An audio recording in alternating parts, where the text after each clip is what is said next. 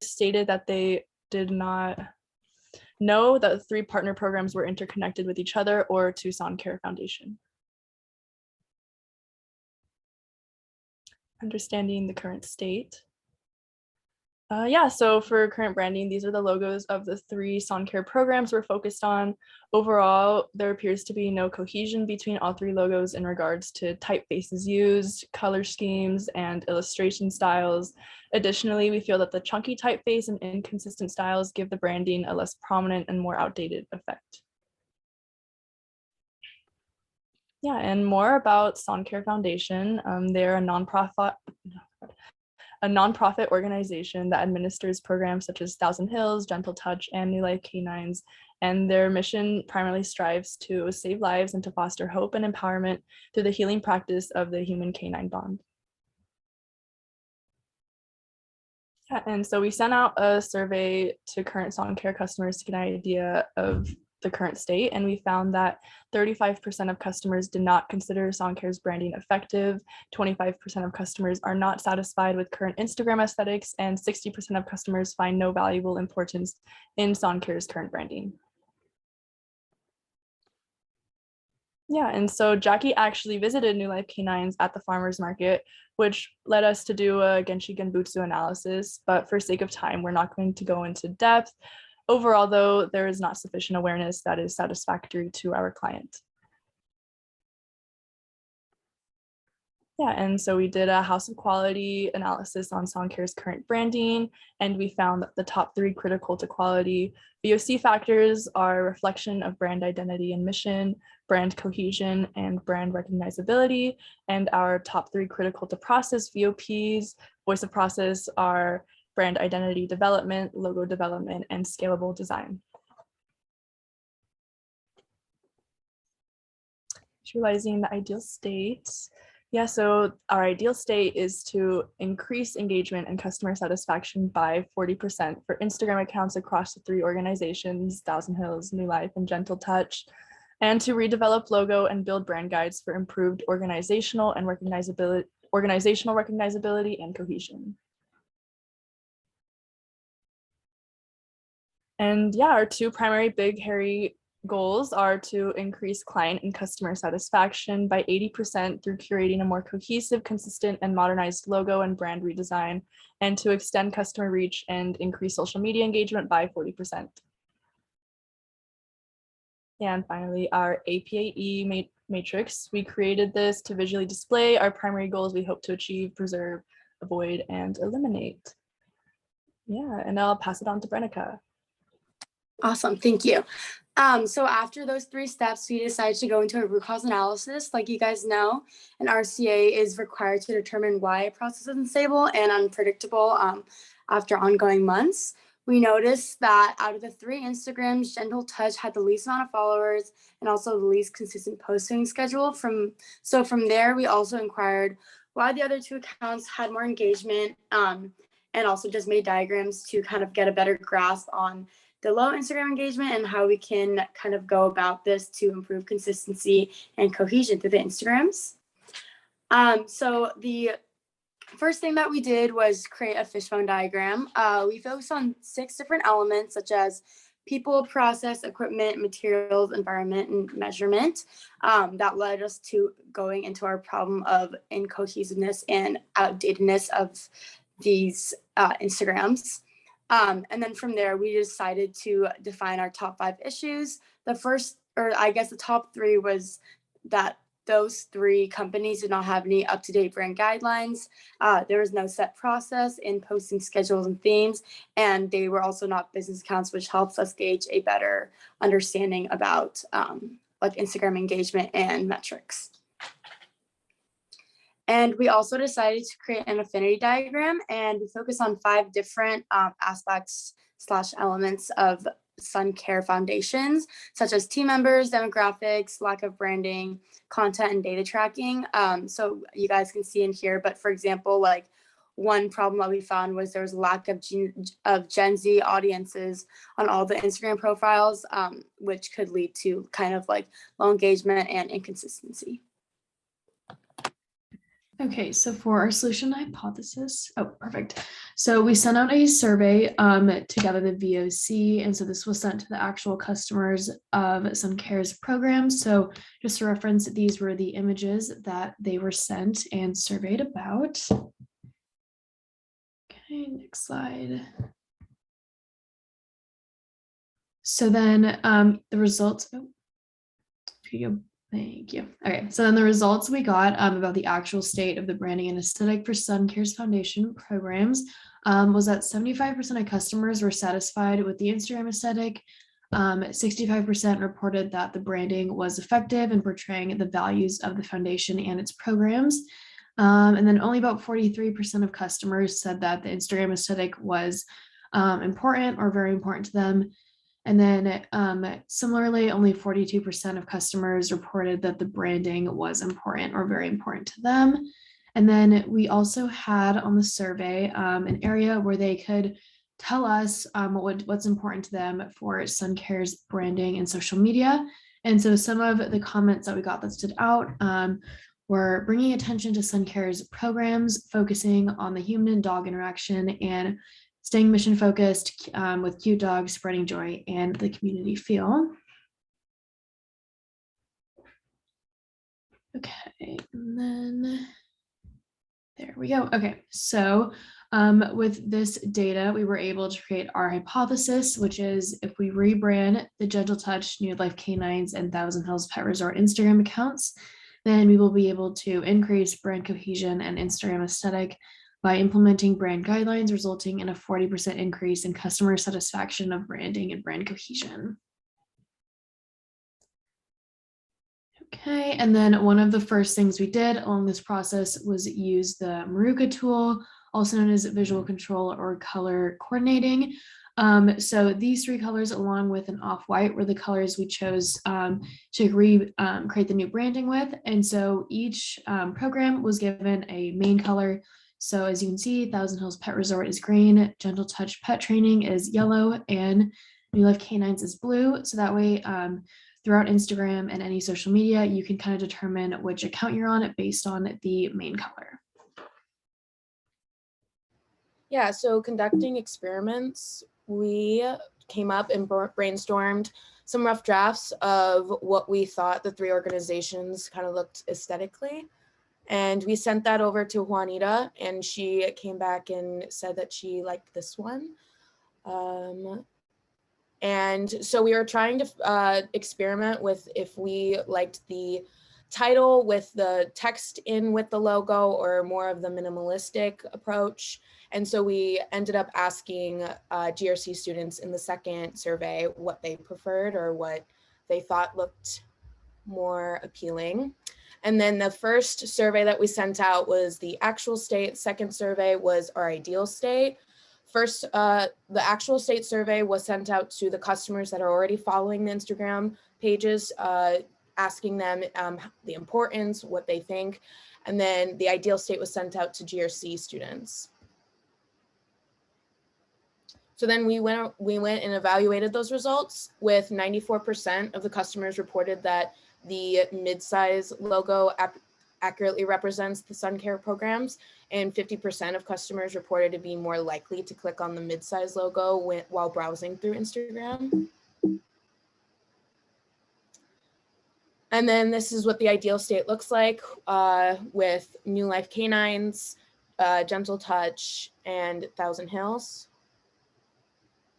And with our survey results, we got 100% strongly agreed, or our second survey results, 100% agreed that the three organizations appear cohesively along with the highlight reels that we designed for the Instagram, and 40% potential increase in customer satisfaction of branding and brand cohesion, along with 93.7% agreeing that the New Life Canines appear cohesively as well. And then we went ahead and implemented the best ideas by creating a brand style sheet.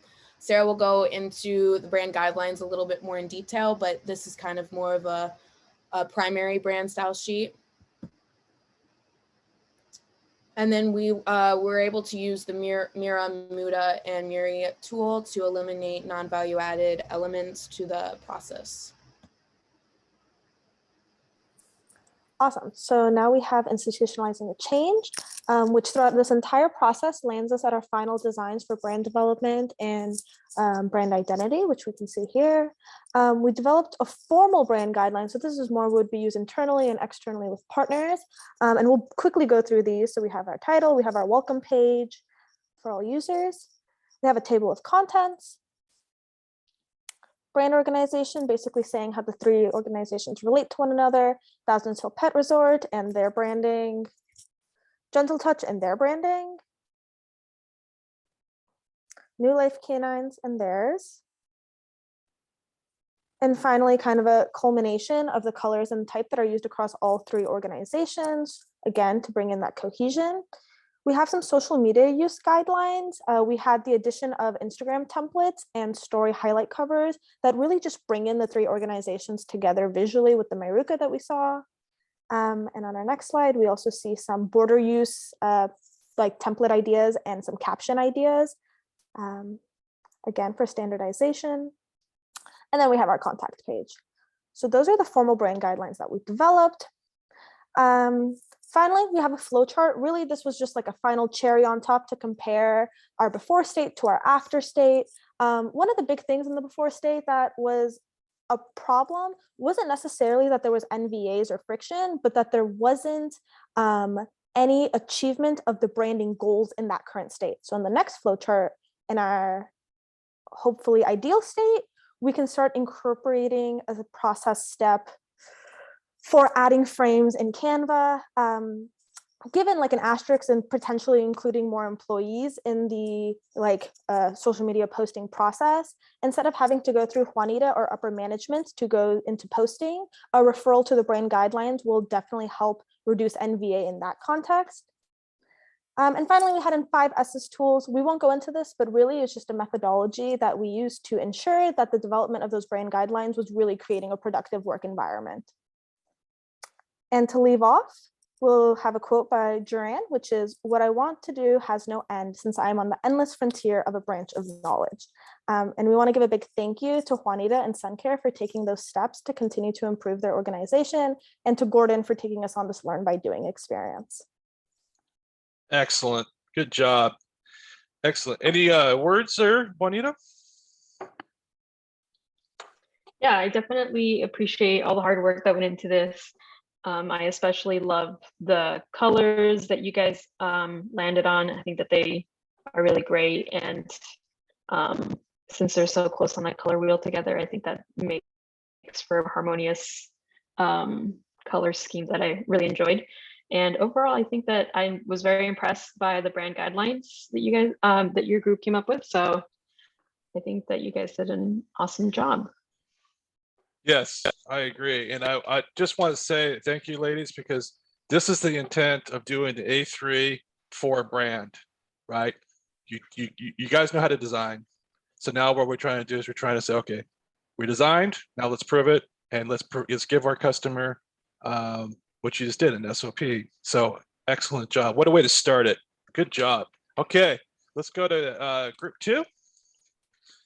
And this is Golden Glow social media. Yep, that's us. Awesome. And Jake, are you ready to rock? Yep, all good. All good? All right. I am going to go ahead and turn off my mute, and you guys go ahead. Okay, I'll take it away. So we worked on the Golden Glow social media for Jake. Just a little bit of background on Golden Glow. Let's do methodology first. We went through the A3 methodology through define, measure, analyze, improve, and control, and you'll see that throughout our presentation. So a little background. So Golden Glow is a wedding photography. Jake does photography and videography. Here's his website. He has 8 years of experience, launched Golden Glow in November of 2020. He was a first shooter for 10 weddings and a second shooter for 20+ weddings.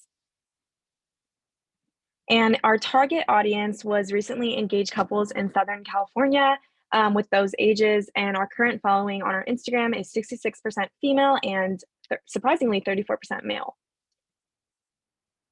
Defining the problem.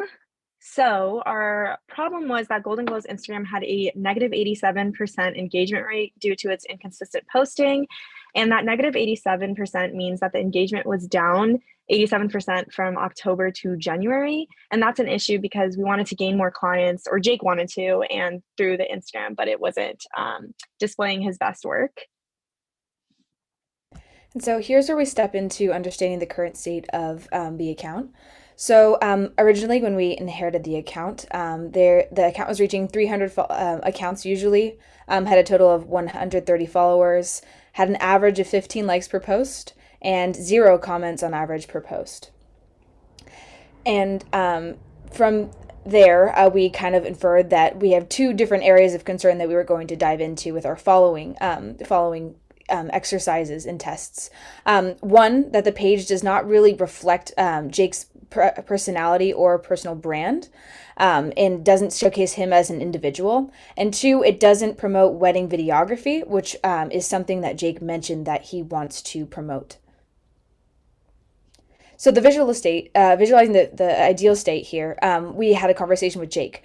Originally, the big goal that we had was to gain 500 followers at the end of our 10 weeks. But having a second conversation with Jake, we realized that he had other goals in mind too as well. So he wanted to, one, have a 1% conversion rate in which he would be able to gain more clients. So for every 100 followers, he would be able to have 1 new client. And he also wants to have 10 new clients this year. And he mentioned that his rates are that each client pays $4,000 on average. And he wants to ultimately promote his wedding videography more than just photography. So we are saying that ultimately he will be able to gross more if he does so. All right, so we moved on to a Kano analysis. That this is talking about how we can enhance Jake's product and service based upon customer emotions and feedback. We will address the customer survey after, but I just wanted to go over some of the main points. Jake's account needs to maintain the cohesive visuals, depict his product line and what he offers. And then the things that we wanted to address with at the end of our project or through our project, we wanted to communicate Jake's personality, keep promoting and creating engaging content, having and using diverse photographs, and then increasing the number of posts we have and putting them together in a frequent schedule.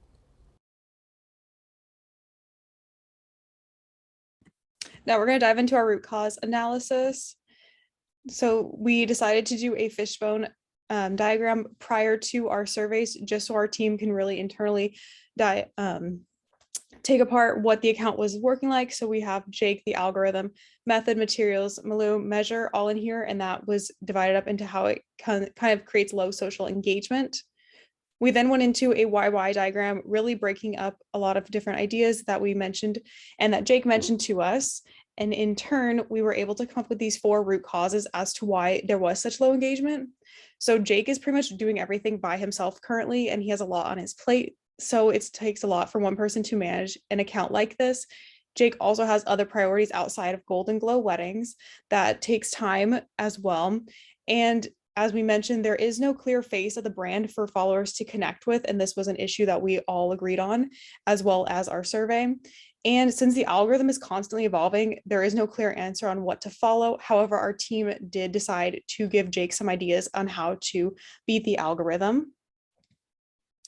So one quote we really liked was, "Successful customer relationships come from performance and reaction." And this was from Duran. And then when we sent out our survey, we sent it out through our GRC department. And these were our initial findings. 60% of people were inspiration seekers. And these were a majority of the individuals were also photographers themselves and like looking at work for inspiration. 39% identify as photographers and want to see the photographer on the page and really understand them as a person. 87% felt that consistent content was very important when looking through feeds, and 68% valued photo interaction over video. So this is our test results. So in the top graphic, you can see that 59.1% chose this because based on the appearance alone, due to the highlight covers, the highlight content, and biography. It is very clean, it's very straight to the point, and it uses a brand guideline.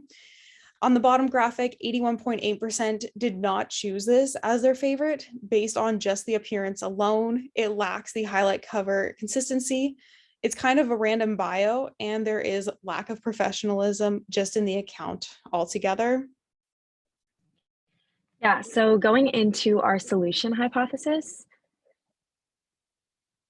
Oh, okay, perfect. If we identify the photographer's personal identity, the brand will become more established and allow for more people to see if Golden Glow is the right fit for them. And if we start to post more consistently and incorporate photos and videos to the feed, then we're going to see an overall increase in the followers of the page and engagement.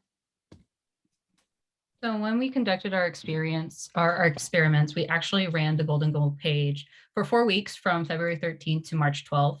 And we posted 4 different types of content, which included posts, stories, reels, and videos. And we immediately saw a dramatic increase in accounts reached. There was an increase of engagement and also following.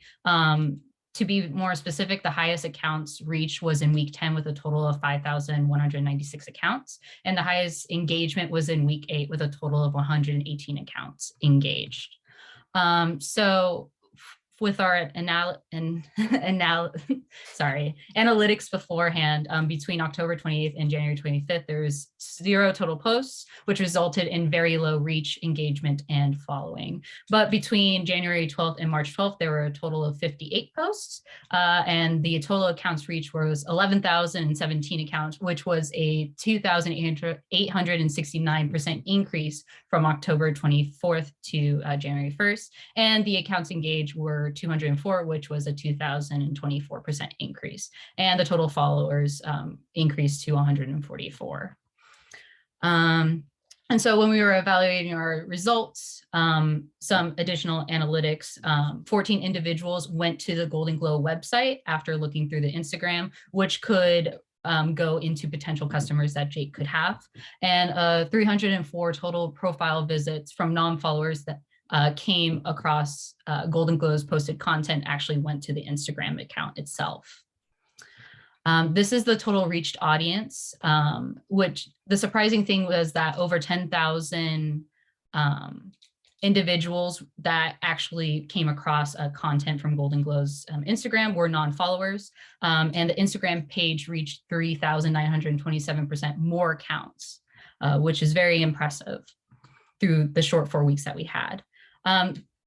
Throughout the 58 total posts, the reels reached the vast majority of the audience, even though it was only 9% of the total posts, which you can see through the 10,000. Posts reached less than 1,000 individual accounts, but still a majority were non-following that came across those. And the stories and the videos were the least performing of the total content. And even though the stories were the vast majority of the post, it performed the least. And so the analytics for the reels, 33.3% of the followers came through the reels, and a lot of the accounts were reached through reels, which had a lot of active engagement through plays and likes. And 73.1% of total content reach were from the reels because they were very personable. There was a higher retention rate because of the shorter format of the videos. They're only a couple seconds long, and they were consistent with the content of the main posts. Likewise, for the actual analytics for the post, 66.6% of total followers came from the post themselves because of the consistent post interactions, and it resulted in most profile visits from non-followers, and 11.7% of total content reach came from the posts. It kind of reflects the VOC survey where individuals are more inclined to interact with photos than videos. And then with our BHAG, we had an increase in following. However, it was not dramatic as the original BHAG, where we went from 130 to 145. So instead of one potential client, Jake could now have 1.4. But because we are on an increase, it is more likely that he will receive more potential clients soon if he keeps the consistency of the uploads. Awesome. So then we moved on to actually implementing our ideas. So we had 3 different categories of ideas that were important for us to implement. So we had consistency, variety, and we really wanted to define the brand and Jake's personality. So for consistency, we created a schedule and planned our posts ahead of time, as well as following a pattern of content format so that the viewers know what to expect. We wanted to use also a variety of different content formats. So we used photos, videos, and reels and stories to really engage with different types of audiences and utilize all different aspects of Instagram. And then we also wanted to make sure that the content that we were posting was really defining Golden Glow as a brand and introducing viewers to Jake as a person. And then we moved on to institutionalizing the change.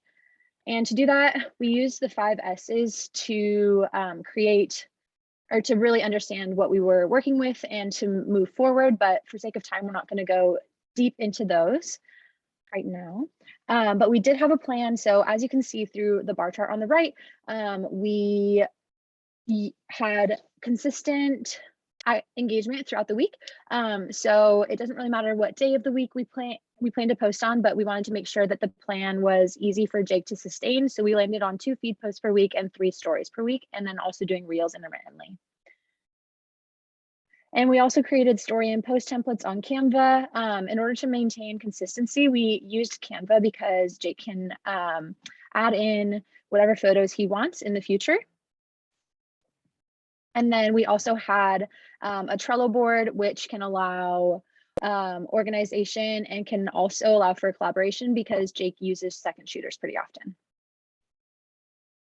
And lastly, we have our content calendar with a bunch of ideas for different things to post on different days of the week, which allows Jake to make sure that we never run out of ideas of things to post, so that there's always something being posted and allowing for consistency. So yeah, and then we also made an SOP in the form of a checklist. And so our checklist involves tagging a location, which allows for more reach and improves discoverability. And then also to make the captions really engaging by utilizing quotes, asking questions, and to share fun facts about his personality and about the wedding. And then also to use hashtags that relate to his target audience and to the actual posts that he's posting. Yeah, and then lastly, to eliminate the waste, we created that social media schedule to reduce time for posting. We made a brand guideline sheet so that posts can be easier to find, design, and edit. And then with the correct hashtags, that eliminates the amount of uninterested customers that are coming to the page. But yeah, that was our presentation. Thank you for listening. Awesome, guys. Thank you. Getting to see all that data and everything right in front of me and the beautiful presentation form, it's wonderful. It helps me kind of categorize and compartmentalize all the data and know what steps I need to do and where, like you guys said, I got a lot on my plate. So where I need to direct a lot of focus in specific areas for these different companies and stuff. So thank you for all your hard work and all the time you guys put into this. I do really appreciate it. And it was wonderful getting to work with all of you. Excellent. Good job, guys. One thing though, on your 5 S's, did you write those out for me when I'm reviewing that? Okay, good, excellent, thank you. Yeah, we did. Okay. All right, let's go ahead and go to group 3. I'm seeing people light up the chats. Give your fellow cohorts the thumbs up and all that love and all that on the chats. We all need it, especially at this time. So a lot of hard work went into these. Let's applaud each other. Okay, group 3. All right, I'm sharing my screen.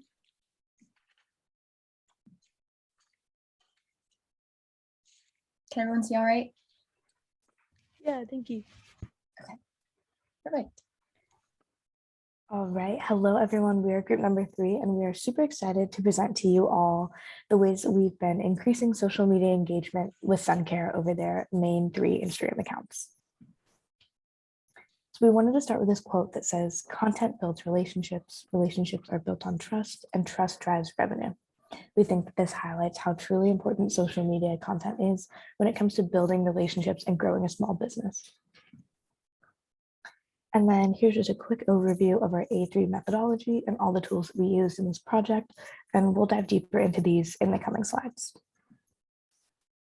table of contents, and let's get into it. All right, so we'll start out by defining the problem. To keep it short, it was already mentioned by the other group that worked with Sun Care, but they have 3 accounts: New Life Canines, Gentle Touch Pet Training, and Thousand Hills Pet Resort. Currently, there's pretty limited cohesion or unity between these accounts and only 16% engagement overall across all 3. So we basically came up with a goal to increase the recognition of the unity among these accounts by 50%, improve engagement by 10%, bringing us to an overall big, hairy, audacious goal of an increase of 40%. So to begin solving for the ideal state, we have to understand the current state of these platforms. So we used the Hootsuite that was provided by Juanita to identify the main demographic that accesses these Instagrams, which is females ages 25 to 44, as well as monthly there are about 1,800 impressions and a 16% engagement rate across all 3 platforms. And here's a quick look at the current Instagram accounts for Thousand Hills Pet Resort, Gentle Touch Pet Training, and New Life Canines as it is today. And so we were able to actually conduct an initial survey to gain some insight into how the population of SLO uses Instagram. And so we reached out to the same demographic, actually, being females aged 25 to 44 who own pets via Facebook, to complete this survey. And we found that most people access Instagram just in the evening, from like 5 to 11 p.m. And that just can change how Sun Care posts and when they do it. So some other statistics that we received from this survey were that about 60% of respondents would be more likely to visit Sun Care if they were incentivized with free merchandise or services. About 40% of said businesses being active on social media was pretty important for marketing, and 60% said that being active on social media can have a pretty big impact on visiting that actual business. All right, so after looking at some of the pain points in the current state through surveys and analysis of the Hootsuite, we were able to better visualize the ideal state. And while we were doing this, we wanted to look into organizations that were similar. So we noticed that the Cal Poly CAP program was a very successful organization on their social media with engagement. And we ended up reaching out to Kayla Beals, who's the head of their Instagram. And some takeaways from our conversation was that she mentioned consistency of information is important, and also that anything that helps get people clicking buttons is really helpful. So here's the flow chart of our ideal state. And I'm not going to go into the specifics just for the sake of time. But one thing I wanted to mention was there are some paths that are leading back to the beginning of the process, but we felt that at these decision nodes, it was important to kind of check in on everything and make sure that we're solving problems at the beginning of the workflow and not further downstream. So we also performed a root cause analysis, in particular doing a YY diagram. And since we're striving to increase engagement across all 3 of these Instagram accounts, we used this YY diagram to find the root cause of this dilemma. So with that being done, we found that these were the biggest reasons as to why there's lack of engagement. Not using Linktree, not scheduling at post times, not using more interactive content like giveaways and polls, and the biographies just don't, as clearly as they could, state the mission statements. So next we went ahead and developed a solution hypothesis. So we thought that if we implemented an aesthetic change, like reformatting the Instagram bios to include a link tree and tagged accounts across all 3 platforms, we anticipated the cohesion between the 3 accounts would improve. And we also thought that implementing a marketing campaign like a giveaway, we would be able to see an increase in social media engagement as well. So one thing we had to consider when coming up with a marketing plan was push versus pull marketing. So giveaways and other marketing campaigns are kind of a form of push marketing because we're pushing our brand in front of a potential customer and making it available to the general audience. But our intention is that using this push marketing strategy campaign will evolve into pull marketing by bringing customers in, creating that relationship, and convincing them to try out some other services. So once we got our initial voice of the consumer with our survey, we wanted to conduct a follow-up survey to determine the improvements from our marketing plan or giveaway, the new Instagram bios, and implementing a link tree. All right. So as Kelsey said, we ended up sending out a second survey, and we found that 90% of respondents felt that adding links into the Instagram bios helped to indicate affiliation between the accounts. And then while we were doing our survey, we wanted to figure out what the best tactic was to get people to interact and actually enter the giveaway. And we found that people were most likely to like the post, send the post to a friend, or follow the account hosting the giveaway, rather than doing something like reposting the giveaway on their story. And then for evaluating the results, we just have a brief overview. So as I said previously, while Instagram users are willing to take some simple steps to enter a giveaway, they weren't necessarily willing to fully repost on their stories or their accounts. And also users agreed that using the same link tree within the 3 social media accounts creates cohesion. All right, so with that data from the survey, we were tasked with implementing the best ideas. One of them being, as mentioned, a link tree.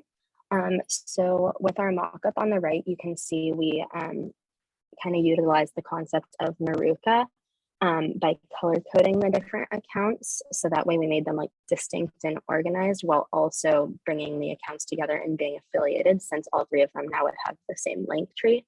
As opposed to with the current state on the left, only the Thousand Hills Pet Resort actually has a link tree. And you can see there's not really much like organization or planning behind the different colors. It's kind of random, and you wouldn't know that they're affiliated with any of the 3 accounts. Okay, so we wanted the other 2, the Gentle Touch Pet Training and the New Life Canines, to match the Thousand Hills bio, because it was pretty effective. So when we sent out our follow-up survey, we had set 1 that had the current state and set 2, which was the ideal state. And 60% of survey respondents thought that the ideal state was more effective at creating cohesion. And that was just based on the bio and link tree alone. That was without Group 1's awesome new logos that you saw earlier on. So here's what the New Life Canine new bio. So we've got the address, we have the link tree in each one, and we've got it tagging the affiliated accounts in the bio as well. So then we also created some marketing collateral for Juanita to use. Now we'll have to update it with the cool new templates from Group 1. But we also wrote out a caption that would include what the giveaway was, how to enter, which we used based on the data we got from the follow-up survey, that they needed to follow the accounts, the affiliate Instagram accounts, and then we also gave a timeline and encouraged people to share the post since people were willing to do that. So kind of wrapping up our data, we found the current state, 16% of respondents felt the 3 sun care Instagrams look affiliated, but in our ideal state, 60% of survey respondents thought it was more effective at creating cohesion. So that was a 44% increase in making it more clear that they're affiliated. And then in terms of engagement, we did some math here and found that if we promote the giveaway on all 3 accounts, we have the capacity to make impressions on 2,617 followers. So using the data on this slide of who's willing to participate when people are online and who's willing to like the post, we found that was the potential for 787 likes, which would result in a 30% engagement rate. But obviously this is an ideal situation and we can't expect every follower on New Life Canines and Gentle Touch to travel to the Thousand Hills Instagram and like the post. But even just looking at Thousand Hills Instagram alone, we can still expect 301 people to be willing to like the post, which is still a 30.1% engagement rate. So taking that new engagement rate minus the current state would be 14% improvement. So when it comes to institutionalizing change, we really wanted to create sustainable change. And then we decided to do that by implementing a standard procedure for carrying out effective campaigns.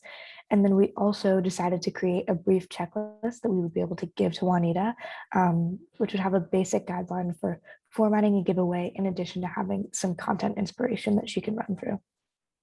So starting with our content idea checklist, we felt that this was a good tool to be able to give to Juanita and her team to be able to understand some of the ideas that we came up with throughout the quarter.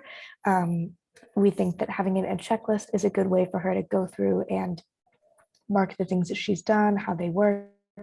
And so here are a couple ideas that we thought would increase engagement. And then this giveaway process checklist is consistent with our flow chart that talks about our giveaway. And so by making these consistent, it eliminates muda and makes sure that we have we aren't wasting time and energy and effort posting things and making things that aren't going to be efficient to our process. And so by having this checklist, she can run through and understand what she needs to do and how to make it the most efficient process. Also wanted to take a look at the 5 S's. So starting off with sort, eliminating no value added and maximizing appeal to the followers of the accounts. Setting in order. So with the new marketing plan, we can expect an increase in following. I'll talk a little bit about the Hootsuite as far as order on the next slide. And then shine, campaigns increase exposure and following. So we're going to get more impressions and engagement. Standardize, Juanita should monitor the engagement levels and make sure she's using her flowchart and the checklist. And then finally, sustain, using the Hootsuite to track some analytics and make adjustments to the campaign as needed. So one other thing we really wanted to talk about that's in the current process and that we think should be continued in the ideal state is Hootsuite, which uses Jidoka. It automates the posts. So it looks a lot like Trello, and it just automates the process. So using the timing data from our survey, we can use Hootsuite to automatically post when the most people are online. And it's also a really great tool for providing analytical data. Perfect. And yeah, to wrap up, we just wanted to leave you guys with this quote from the chief evangelist of Canva that basically just talks about the importance of social media marketing to emphasize the power that implementing sustainable changes such as the link tree and this like standardized process for the giveaway campaigns could hold.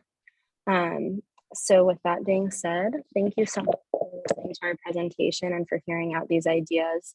Gordon and Juanita, thank you so much for your help throughout the process. We really appreciate it. And we really hope that SunCare gets to see some growth by implementing these ideas. And yeah, thank you.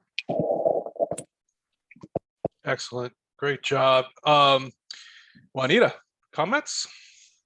Yes, I think that group 3 did a really great job. I'm inspired by some of your campaign ideas. I think that you guys had really great ideas that I wouldn't have thought of, but then again, that's why I am so glad that you guys were able to help out our nonprofit, because one of those things that's it's hard to connect all 3 of those programs. And I think that group 3 did a really great job of giving me ideas and the rest of the program managers to, you know, tailor content around ways to engage all of the followers. And I really loved especially the idea of posting from one of the programs onto the other Instagram programs as well to reach more people. So thank you so much. I loved it. Thank you. I really liked how the 2 groups really work together as well. You know, they cross-pollinated, which is really cool because that's kind of what we would do in the real world with cross-disciplinary. Anyways, good job. Let's light up the chat. Let's give these folks a call out. So what's our favorite so far? Is it SunCare, the logo redesign, the created IG aesthetic? Is it the Golden Glow social media? Or is the third one, engage in social media for SunCare? And I see we have Operation Surf. Yeah. Oh, Madison, is that you? Who's on? Yeah, it's me, Madison. Van should be coming around in a second here, but okay. Do you mind if we go ahead and start? Go ahead. Okay, sounds good. So let's go ahead, and this is group 4. Okay, hello everyone. My name is Michelle. Thank you for being here. My group and I will be representing Operation Surf and discussing social media improvements. So Operation Surf is an organization aimed at providing resources for military veterans to seek wellness. So let's begin. Here is our agenda for today, and I'll be starting with defining the problem.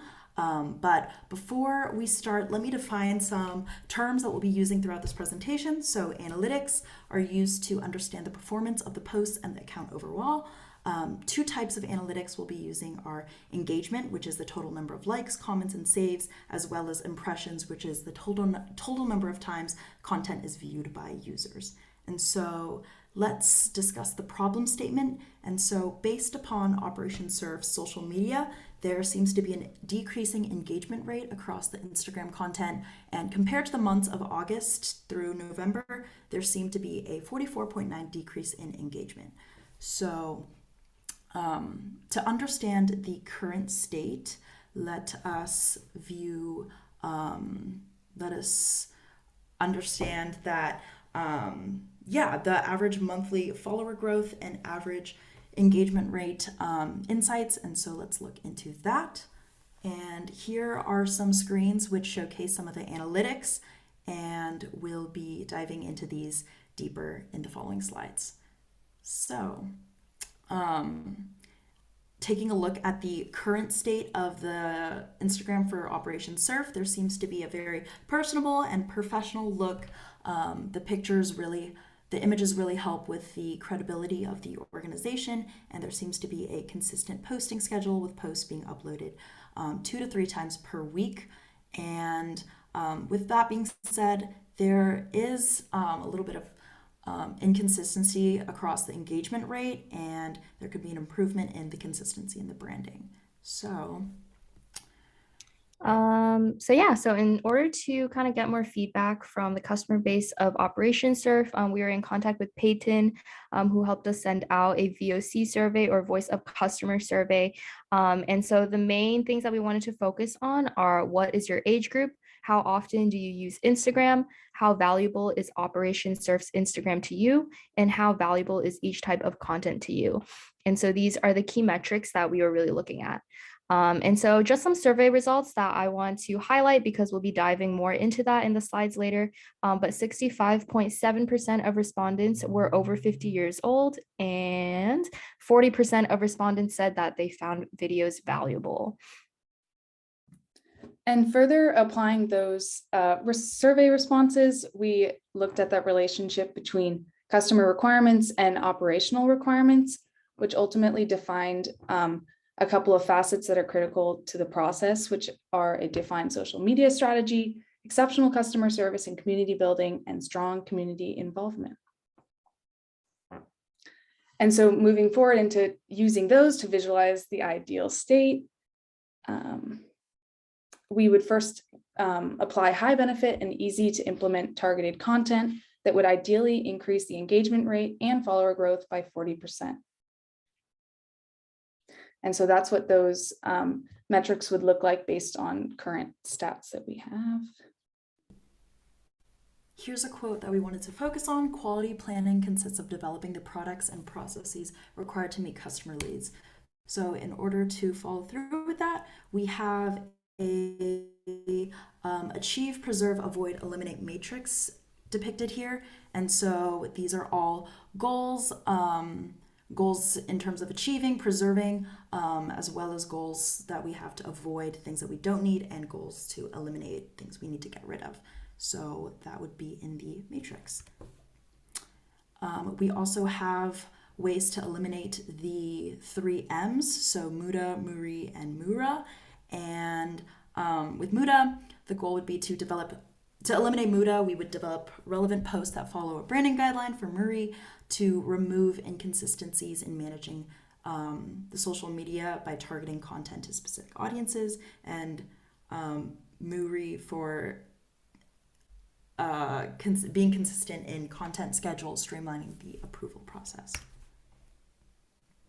And before we can focus on anything that we can eliminate to rid of inconsistencies, we kind of have to do a root cause analysis to look at potential root causes. And so that Kano analysis helped us primarily based on results from a satisfaction survey, just to kind of focus on facets of the process that we could improve on. And those are listed below. And then we also used a fishbone analysis to kind of look at all the facets of the process that boiled down to an indeterminate social media strategy.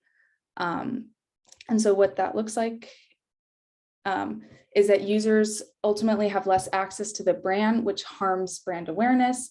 And based on results from previous surveys, we can understand that Instagram isn't really a primary platform for Operation Surf customers. So there is a lot of room for growth in both of these areas. All right, so let's dive into the solution hypothesis. Next slide. And so the data for our solution that we want to emphasize, just because it really informs the framework of how we're going to be approaching our experiment later, is this statistic from the VOC survey, which is how valuable is each type of content to you? And I really want to highlight that event information received a high rating, as well as videos. And then we also received some qualitative answers from the survey, which revealed that people value testimonials.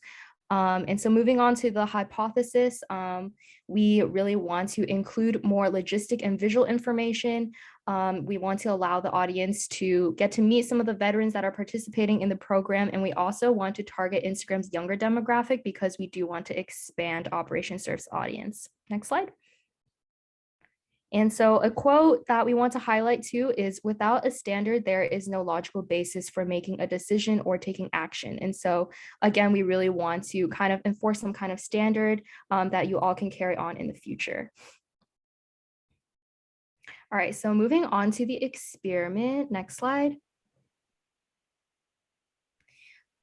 Based on the VOC survey, we decided to create mock-ups of video content, logistical content, and visual content, and we decided to get some qualitative feedback on how that content would do for Instagram users that maybe are interested in Operation Surf but may not really know what it is. So next slide. I'll highlight some of these Instagram mockups that we made. For example, event information. So we took this meet and greet from Facebook, decided how it could be adapted to Instagram. And then also there's a photo of a mockup for a spotlight that would kind of introduce the audience to the veterans that are participating in the program. Next slide. And then here's a mock-up of video content. We do realize that statistically video content does do very well on Instagram and also reaches a lot of people. And so we think that by reaching the younger demographic, I know there's a lot of people that maybe have heard of Operation Surf from their friends who are participating or interning for it, but they don't really quite know what it is or how to learn about it. So this could be very effective.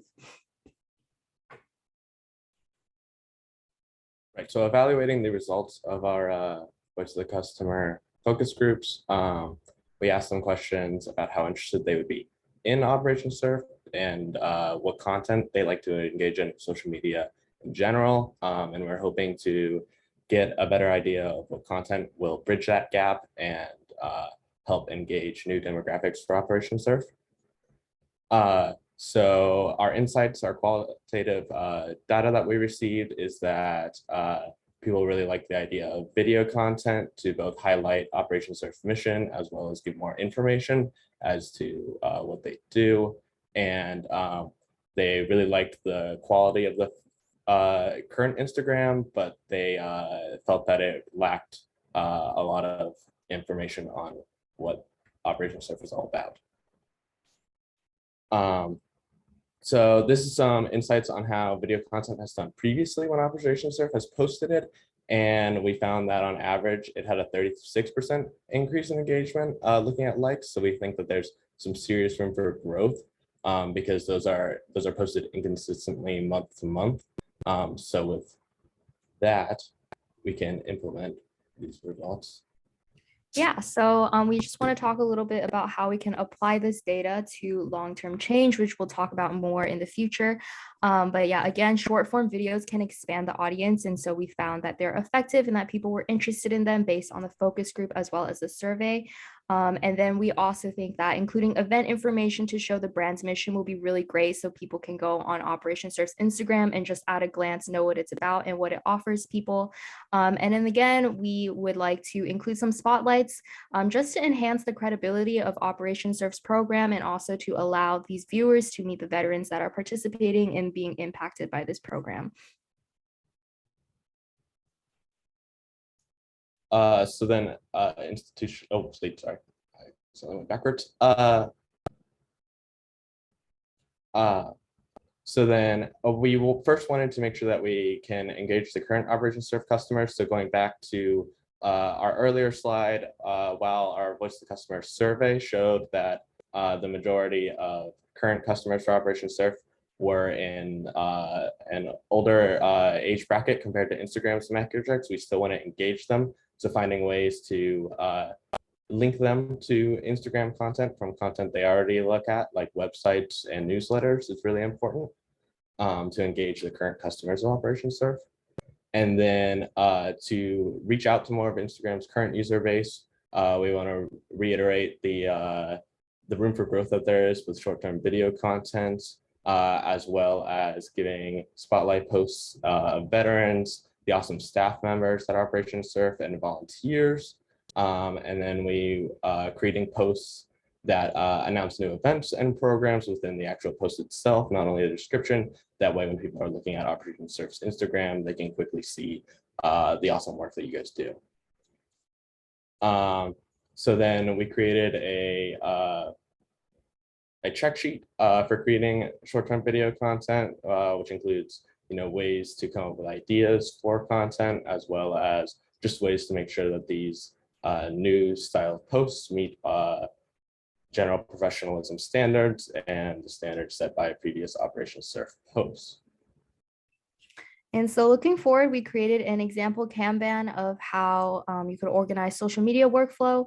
And so the main steps, obviously establishing content strategies, scheduling a posting calendar, designing the content, upload and interacting with the audience, and then also evaluating those metrics to see what works and what doesn't.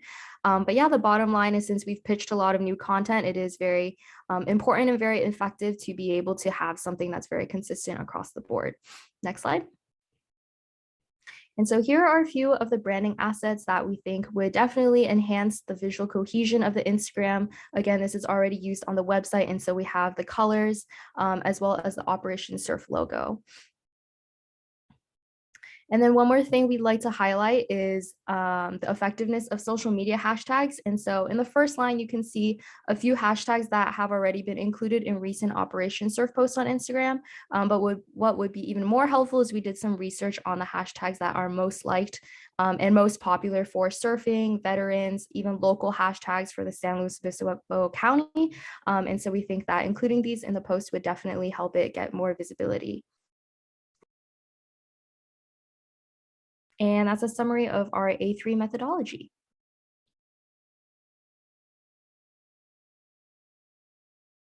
We just want to give a quick thanks to Operation Surf for all their help, and a quick thanks to Professor Rivera for helping us go through this.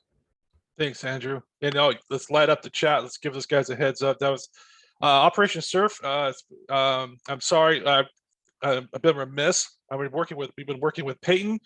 And so Peyton kind of understands what we were going through. This is the A3 that you're being presented for your projects, is a Lean Six Sigma concept where we look at quantifiable data supporting a hypothesis. So in your case, we were given an issue and then or a problem or an opportunity. And then what we did, the team would go over and try to seize on that opportunity or seize that improvement, and then test out the hypothesis and then report out to you with actual metrics. So hopefully that you'll kind of see that in the lens, you'll see actual state, you'll see some lingo in here, but anyways, we did do this quite a bit in manufacturing, and they do this quite a bit in the healthcare, and we're applying this into the creatives. So on that note, do you have any comments for Group 4, Operation Surf? I have come. Hi, everyone. Van Carrazza, founder of Operation Surf. Appreciate the time and energy, and good job, you guys. I had a couple things that were coming in my mind because it was really fast for this over 50 brain that you guys were speaking to. And there was a lot of words that I have no idea what you were saying or what they mean. And so, book for dummies for social media. But anyway, I'm always looking to improve. I love the new look on it. One of the questions I have, just coming from where I come in, is it's like, obviously change takes time. And I was wondering, is there an element of it takes time to improve these areas? And I don't know if you guys want one question at a time or if you want multiple questions all at once. We probably have room for probably one or two questions at this time, because we still got around.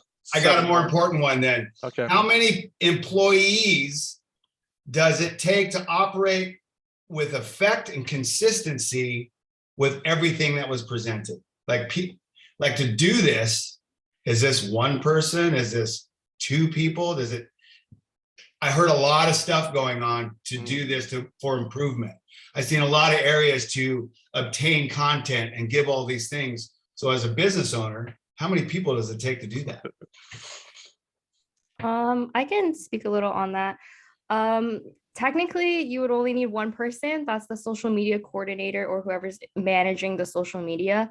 Obviously, that is a lot of work on one person to handle all those things. And so again, when we're talking about establishing a content strategy and how you want to move forward, you would probably prioritize the goals. Like, let's say you want to focus on videos first and see if that works well, then you can tell, your social media coordinator to do that first because that's your goal. And if that works and then they get used to it, they're very comfortable with it, maybe they can expand to other goals. Or if you want to also hire more people for a social media team, then that could help. But technically, if you want to start with a smaller measurable goal, you could just start with one person. Okay. I think that's a good answer. For one, that's what we want to hear, but Yeah. It sounds like you have to be very educated, very motivated, and very driven to be a one-person show to find ways to improve and to be successful. Well, I'll tell you what, though, these folks live in that world. I mean, that's how they live, right? They live at TikTok, they live in Reels, you hire someone like Christy, you hire someone from that team, for just forever amount of time for a contract or something like that, they can get you rolling, if that's interested in on those two parts, So we've had people in the past, hire some of the folks who actually did the presentation and say, okay, I like it, go ahead and make it happen. So it's, that's doable. Well, there's a couple of different things. There's entertainment, one, and there's revenue producing. You know what I mean? Because obviously, as a nonprofit, you can't continue unless you don't raise money. And so we want to reach out to those demographics that have the right tax bracket, so to speak, that are looking for tax write-offs, right? Exactly. So is this young people platform, is that a connection to financial support to actually give you a job?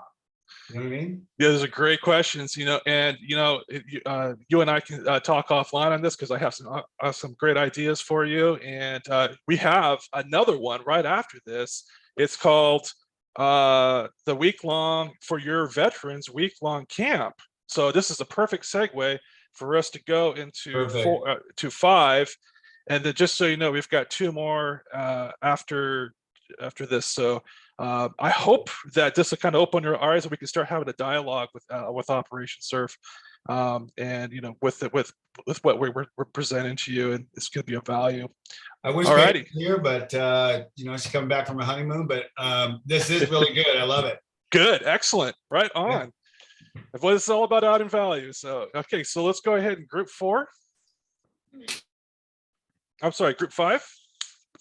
Yes. Okay. Thank you for the segue. It was great. So I'm Anna. My group mates are Cindy, Kayla, Taylor, and Anais. And yeah, we're going to be talking about, we've been working with Operation Surf, and we're going to be talking about our revamp of their week-long veterans retreat, and how we overall reduce the cost of this event. So yeah, just for an overview of our A3 methodology, here it is. These are some of the total quality tools and Lean Six Sigma tools that we will be using, and just like as a preview for later on in our presentation. And here is just like a brief project outline, and starting out with defining the problem. So yes, the problem statement we came up with, just to preview, or just to begin, for a bit of context, Operation Surf currently runs a week-long program lasting 5 days. 8 veterans are in attendance at each program, and the cost of each attendant totals out to be about $3,500. Also in attendance are 4 surf instructors and 4 veteran support volunteers and staff. And to cover the high cost of the program, Operation Surf relies solely on donations from their sponsors and donors. Next slide. And in our analysis of the total budget from last year, we found that the top 3 most expensive factors in their budget were lodging, surf instructor pay, and travel, which only make up 1/5 of the program, but cost over half of the entire budget. So definitely an issue that we wanted to focus on. So in our improvement statement, by shortening the section of the program dedicated to surfing from 4 to 5 days, or 5 to 4 days instead, and using that extra day so that veterans can reflect and bond with each other, as well as by introducing more volunteer and intern positions within the program, we aim to create a more cost-effective program that reduces operational costs by at least 40% with added benefits that we will get into later in the presentation. So for this project, the big, hairy, audacious goal that we came up with was to reduce operational costs by at least 40% and also develop higher participant satisfaction and further strengthen the community that is built through Operation Surf's week-long program. So a quote that we found relevant to this project was a quote by Joseph Duran that says, "It is most important that top management be quality-minded. In the absence of sincere manifestation of interest at the top, little will happen below." And when we were working with Peyton, we found that Operation Surf took the quality of experience very seriously. And this was clearly reflected in both Operation Surf's decisions and the solution we came up with. So we gathered some feedback from participants in the program to sort of analyze and understand the current state. And based on this feedback, we found that what was working was that veterans and first responders really appreciated being able to bond with each other. They also thought that the food that was provided was healthy and nutritious, and they also really appreciated the sort of support system that the volunteer and staff had. And what wasn't working in the current state was some thought there might be too much plastic waste. So that was definitely an issue that we wanted to focus on, it being a surfing program and all. They also found issues being outside in cold weather and water for long periods of time. And they also thought that there seemed to be a focus more on media and press for Operation Surf's like business itself, rather than focusing on the participants. So yeah. And this goes hand in hand with this quote from Philip Crosby. He said that in a true zero defects approach, there are no unimportant items. And this applies to our process of collecting the VOC because every aspect of the program, whether working or not working, were equally important to us in order to achieve a zero defect program. So our main strategy for collecting the voice of the customer was a survey, and we were also able to communicate with Peyton from Operation Surf, and she gave us some insight into how veterans interact with the program currently. And through Peyton, we were able to get our survey out to alumni and got a total of 28 responses. And then from the survey responses, we concluded that veterans appreciated the connections they made and the emotional growth that the program provided the most. And through this research, we also learned that customers expect good communication with the program and the mission statement to be followed. So in order to visualize the ideal state, we used a house of quality.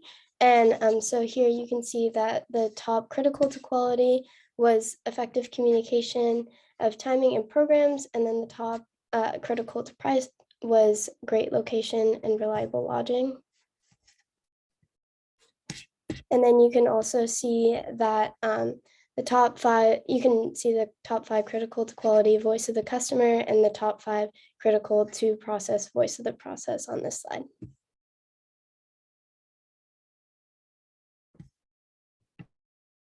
And this brings us to performing a root cause analysis. We did this by creating a Pareto chart based off of the survey that we had sent out to past participants of Operation Surf's 1 week-long program. And with this Pareto, we found the most significant problems mentioned by these participants are highlighted by the vital few box in the chart. And if you can change the slide, please. And so the top 3 of the vital few included none, in which the event was perfect and no complaints were made by the participants. The second being the temperature and environment. Many said that the location was too cold and too much time was spent outside. And the last being poor scheduling. Many mentioned that time was being used inefficiently and could be spent doing less of some activities or more downtime instead. Okay, so developing our hypothesis solution.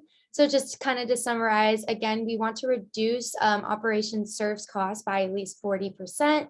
bringing the annual budget to $139,400 to at least $83,640. So conducting experiments. So again, we conducted some surveys to help figure out where we stand. So these surveys results kind of serve as our experiments. For the purpose of time, I'll just go over the most important results. So we found that customers were more satisfied with the quality of the food. This was a relief because, again, when we talked to Peyton, she said that they were pretty comfortable in the food vendors that they had. So we knew that because the participant results were satisfied, we wouldn't have to touch that. On the other hand, we found that the majority of the survey results were on the low end or not satisfied for the amount of time for the length of event. And we felt that this could be due to just exhaustion, possibly. So we had two open-ended questions. The first open-ended question was, what was the most memorable aspect of the program? We kind of categorized every answer we got into categories. 30% of participants answered relating to veterans being the most important aspect, and 19.23% answered emotional growth being the most important. And I think that we can kind of clump these two together into connections and meeting people. And surfing fell at 19.23%. Our second open-ended question was, what aspect did you like least? The two most answered categories were the environment and connections. With the environment, the answers had to do with being too cold, hours in the sun, wind exposure, etc. Connections had to do with either not enough time to make connections and or not enough time or communication with the staff at Operation Surf. Okay, so also part of our experiments was sort of brainstorming solutions since we couldn't actually implement like test running these solutions in real life. So the first solution that we sort of came up with was to keep the structure of the program the same, but to adjust the quality of lodging, food, and equipment. We found that this would most effectively achieve our big, hairy, audacious goal with the potential to go above and beyond and cutting well over 40% of the budget. But in evaluating the results from the solution, we found that this would also go against Operation Surf's mission and values to create a quality, memorable experience for its veteran participants, as gathered from our interview with our sponsor and our liaison, Peyton. And the second solution we thought of was shortening the event in half. Many participants weren't happy with the way the program was structured. They mentioned that they were tired and would have liked to shorten some activities or have more breaks in between activities. But despite satisfying the VOC, it would compromise Operation Surf's goals of having a 1 week long program.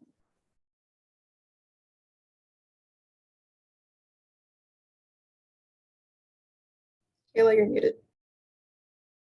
Sorry. As we discussed, the VOC indicated that participants were tired and overwhelmed towards the end of the program. So instead of surfing on the last day for solution 3, we decided to have bonding and beach activities instead on that final day. And in addition to this, the media budget would be cut, and in replacement, volunteer interns would focus on social media, digital marketing, and outreach without the use of paid advertising. While this only reduced costs by 20% rather than 40%, we found that it was more in line with the VOC. We ultimately chose this solution because it not only aligned with the VOC, but also helped stay true to Operation Surf's ideals, while especially when it came to high quality lodging. So again, we found that the best solution was to cut the last day of surfing and replace it with an emotional bonding and relaxation day. So this may come as a surprise, as Operation Surf is obviously a surf-based program, but for the purpose of budget cuts, it just made sense. Also, it was interesting to understand that through our survey, we found that our participants felt that they remembered Operation Surf first through emotional bonding and the connections that they made, and second, the surfing. So Operation Surf does an amazing job with implementing these emotional bonding and kind of obviously working with veterans. And we think that they can really strengthen this and make even customers even more happy if they dedicated that last day to emotional bonding. Our second solution, I feel like, was beautifully demonstrated by Group 4. By implementing interns, they would not only cut media costs, but also form connections with Cal Poly students who are looking to gain the experience and maybe connect with veterans.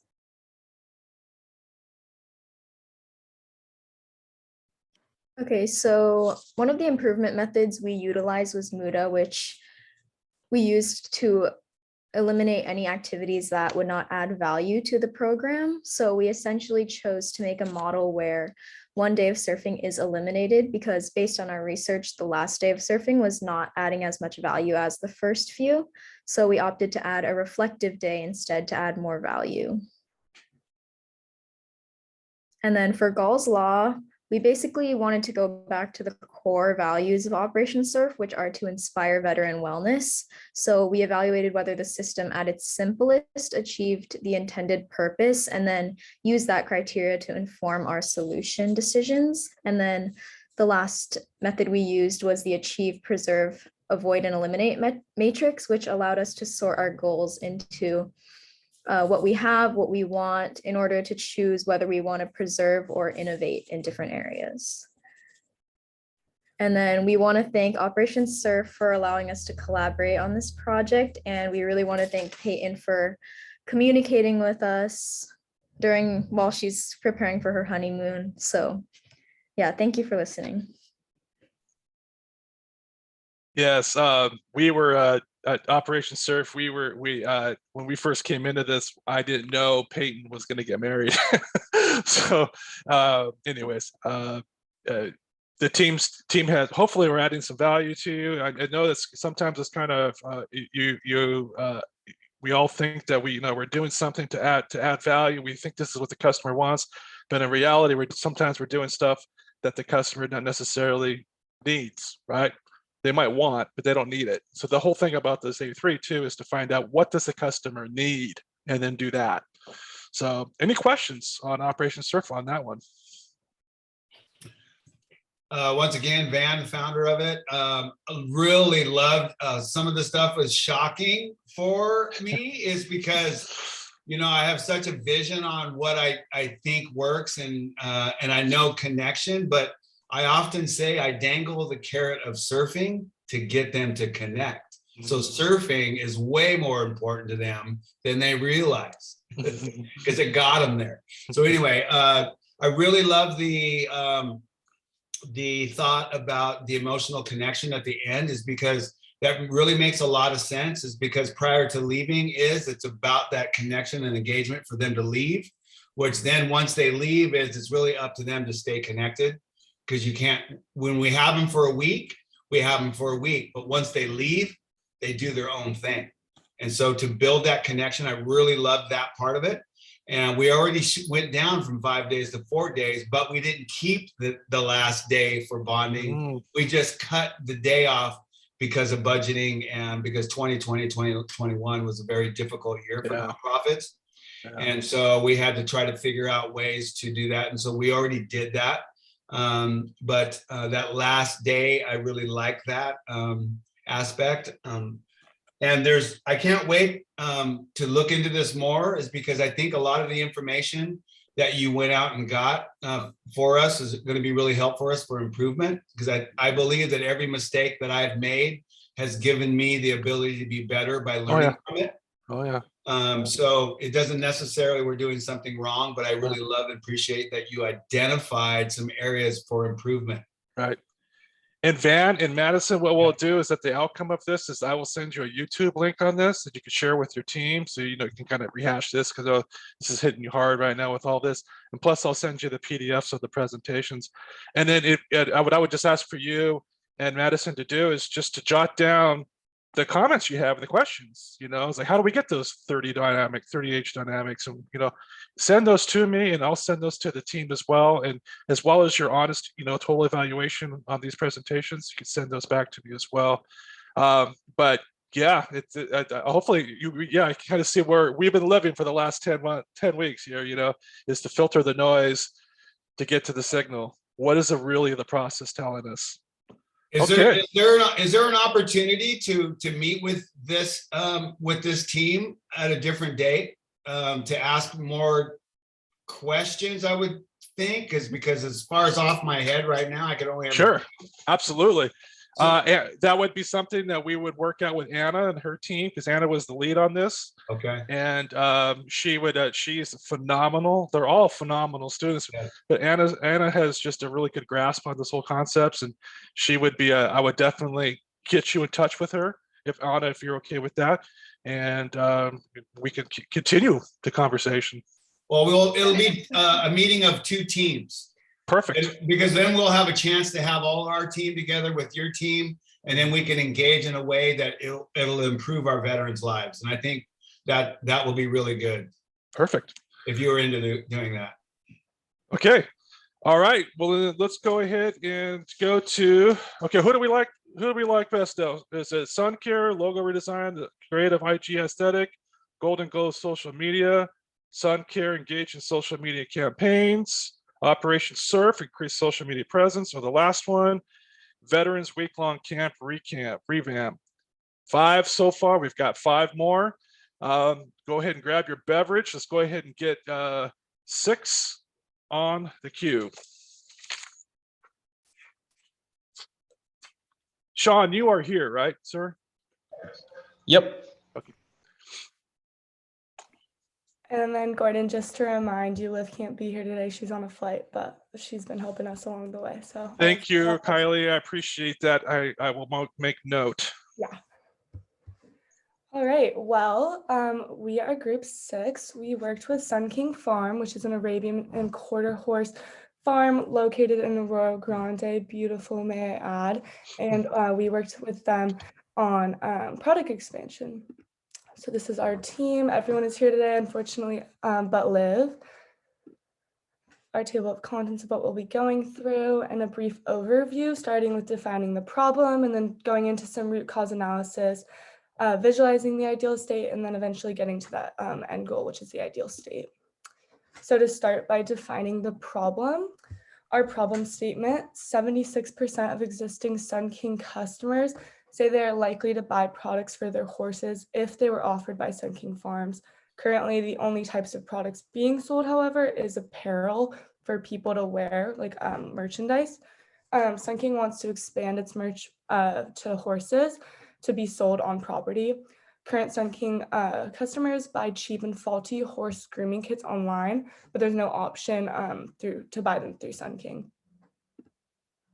So here's a quote from Joseph Duran. It says, "It is most important that top management be quality-minded. If the absence of sincere manifestation of interest at top, little will happen below." When we got the chance to go to the farm, we chatted with Sean and also Sam, and we had a really good discussion about what they would like to see out of us and kind of like what our ideas were that would align with their ideas, and quality was really important to them. So one way that we were able to conclude this is through looking at what grooming kits their current customers use. So they have people who will come in and do horse riding lessons, and a lot of them are little kids, and they like to have their own kits to use on their own. And this picture on the left or on the right is an example of an Amazon bought grooming kit, and as you can see, it's like falling apart. And sure, it's cute with the sparkles, but it is faulty and cheap. So having a kit that was high quality that was offered on site would remove this non-value added of having to outsource, go somewhere else, pay more for shipping, and then have to replace it eventually because it's faulty. So next we're going to understand the current state. So Sun King Farms currently offers a variety of services on the farm, including groundwork lessons, horse boarding, summer camps, adult and kids riding lessons, and their product revenue is mainly from selling horses, but they have also attempted to sell merchandise like sweatshirts and stickers. The majority of revenue stems from boarding horses, and our goal was to determine what specific clientele would be interested in buying horses or buying products for horses. And we were able to conduct public and customer surveys as well as discuss with King staff to determine these metrics. And for the Genbutsu, because our group has little experience with horses, we're not horse experts, we decided to go to the source, and our group visited Sun King farms and got a visual of the products they use, like Kylie mentioned. And we were able to see that the existing kits were faulty, and we were assured that our original idea of the custom grooming kit would be successful. So for visualizing the ideal state, our goal is to make a 40% increase in profit on Sun King merchandise because that is currently their lowest source of income.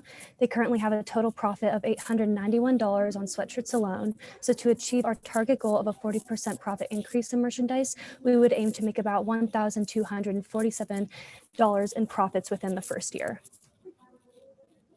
So for visualizing the ideal state, by introducing a new line of grooming products, which Sun King has never offered to their customers before, we anticipate a guaranteed increase in income due to the demand from the voice of the customer. This kit would include essential grooming products that customers already use daily, like brushes, combs, and picks. We would also introduce this new line of products by launching a product campaign digitally on their Instagram and Facebook, which would be a fantastic marketing tactic and could bring in new customers to the farm as well. Okay, next for performing root cause analysis, we decided to use a house of quality tool because we found that this was the most useful. And we used this because we wanted to determine what we needed to achieve a high quality product. This was super important for us, especially because we have very minimal knowledge of what is important. So we were able to determine that high quality was extremely important to the customers.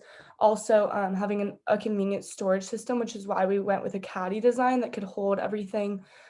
We also were assured of which products we wanted to include, and then also just the durability and maintaining a low cost that would still be affordable. Next, we developed a solution hypothesis. And so by collecting data from Sun King's customers, Cal Poly questioning team, and people that like to ride horses, we were able to get accurate feedback on what they'd like to buy. And these insights included that the customers preferred branded products from their horse farm, and they'd be interested in a kit to buy together rather than just one product. And we wanted to create products for customers to buy for their horses rather than merchandise and more expensive horse items. And so researching from products from wholesalers, we were able to estimate the cost and an experiment of adding logos to the products. And for our solution hypothesis, if we develop a grooming kit to be sold at the farm as well as an online platform, we can expect to see an increase in product revenue. From our surveys, we found that 90% of Sun King customers would buy a grooming kit from Sun King instead of outsourcing. So by selling grooming kits, we expect to see at least a 40% raise in profits over the next year.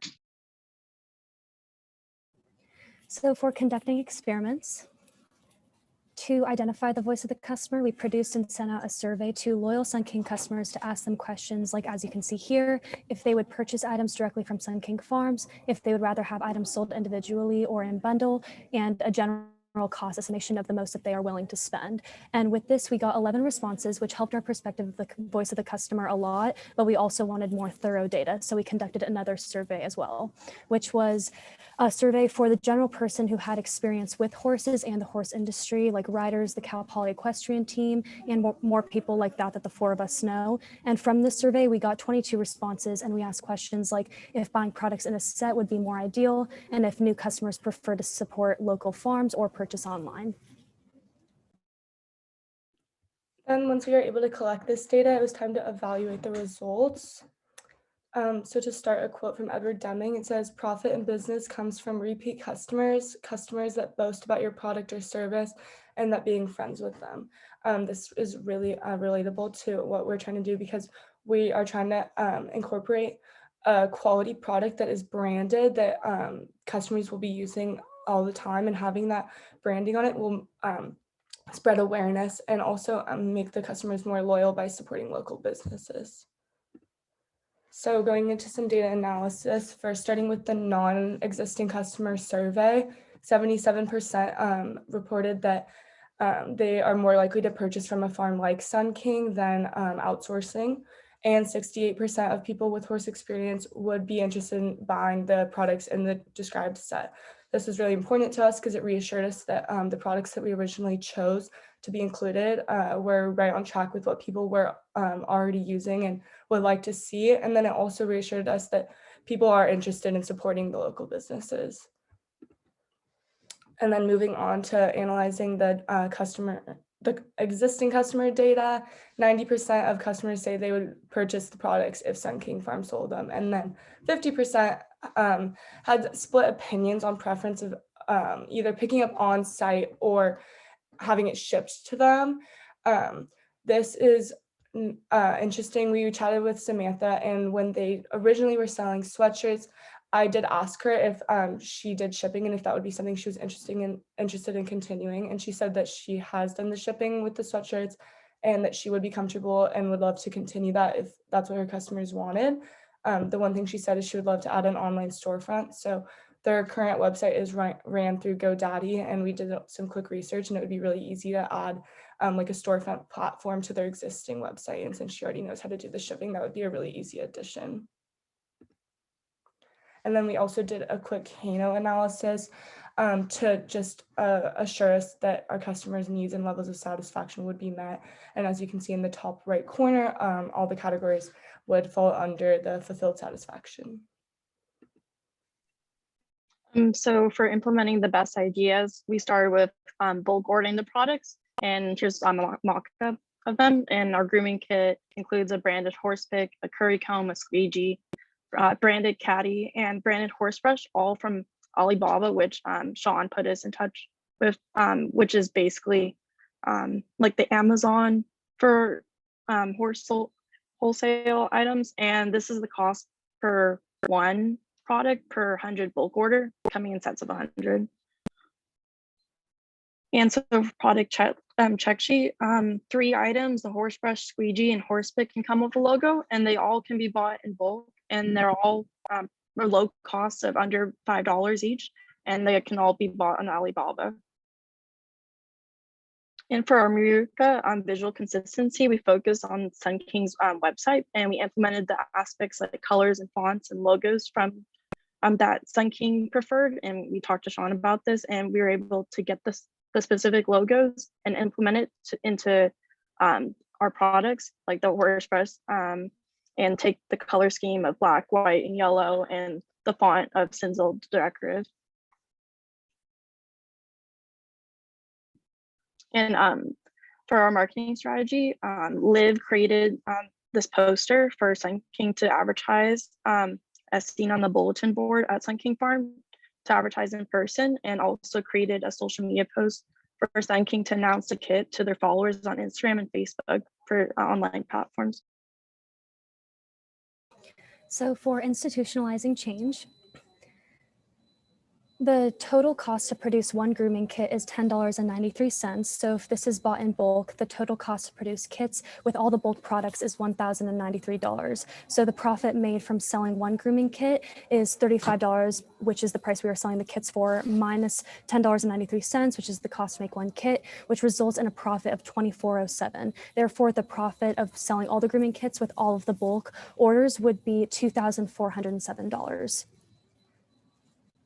So this is a map of the overall profit increase with our product expansion plan. And we start out with Sun King's current income from merchandise, which is $891 from the sweatshirt sold. Then we take our original goal of 40% increase from that merchandise profit, which equates to our goal profit being $1,247.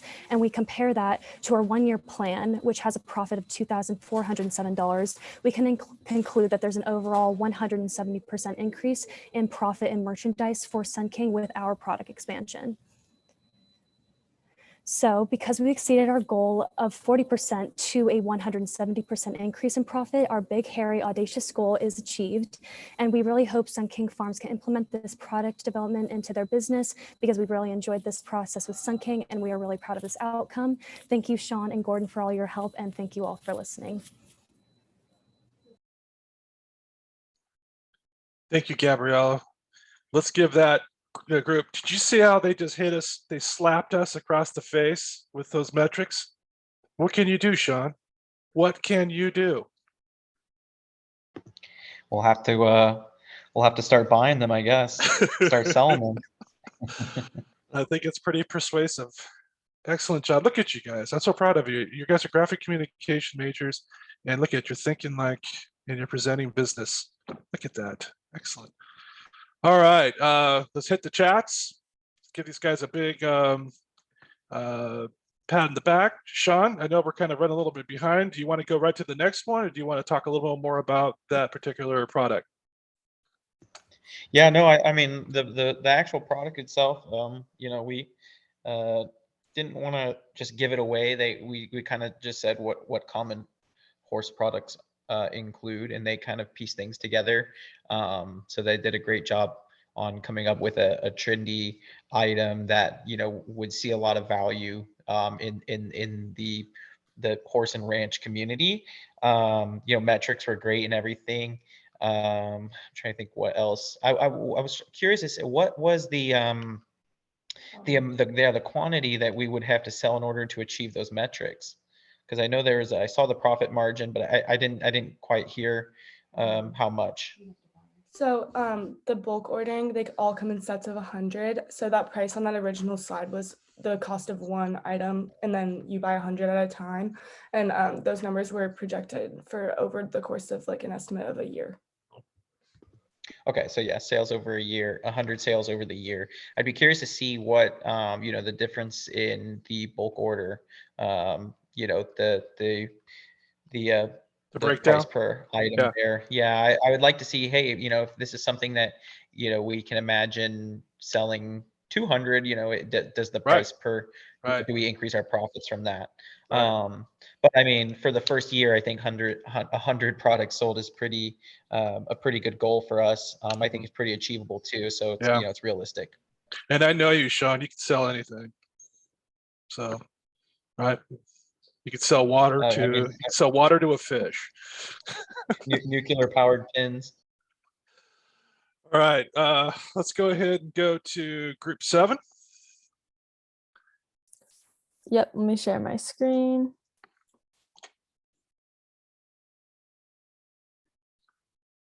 Can you see it? Yes. Is it in full view now? It's now it's full. Awesome. Okay, hi everyone. Me along with my group Lexi, Gabby, and Charlotte, we all worked with Sun King Farms, and as you heard, they are a horse ranch in Arroyo Grande, and we worked with them to expand their brand message. Oh, sorry. There we go. So today we're going to use the methodology from A3. Whoops. Sorry, it kept deleting. There we go. We're going to use the methodology from A3. So that includes defining the problem, understanding the current state, visualizing the ideal state, performing root cause analysis, developing a solution hypothesis, experiments, evaluating results, implementing the best ideas, and institutionalizing a change. So here, this is just an overview of some of the work we did, like surveys to listen to the VOC and fishbone charts, and working with Sean directly to know what he would like, such as posters and visiting the farm and a couple more things.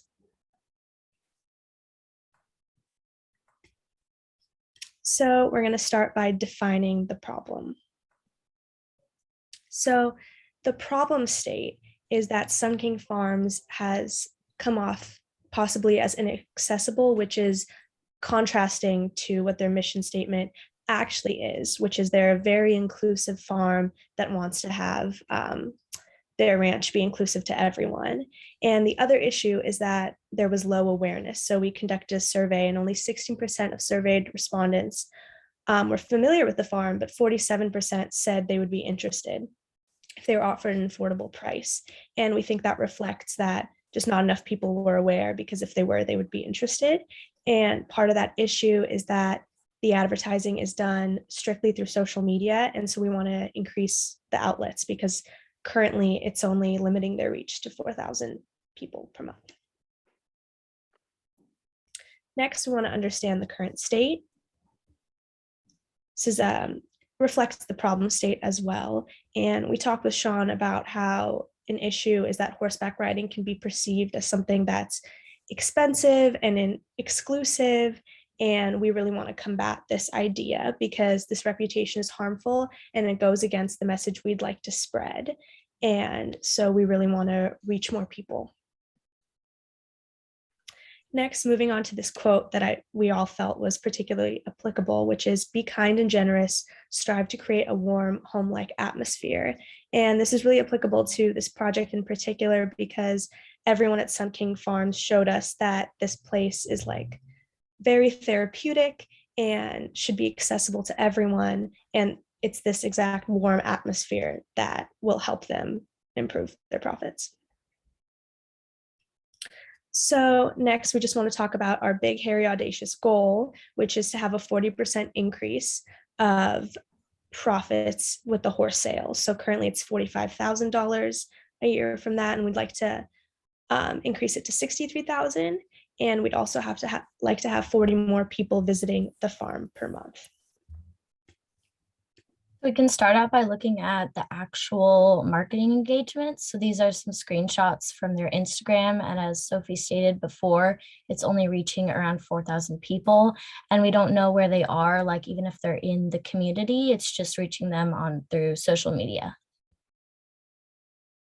And then here are some radio demographics because we hope to reach people within the community in SLO through the radio, as you can see in the SLO area down on the right through the map.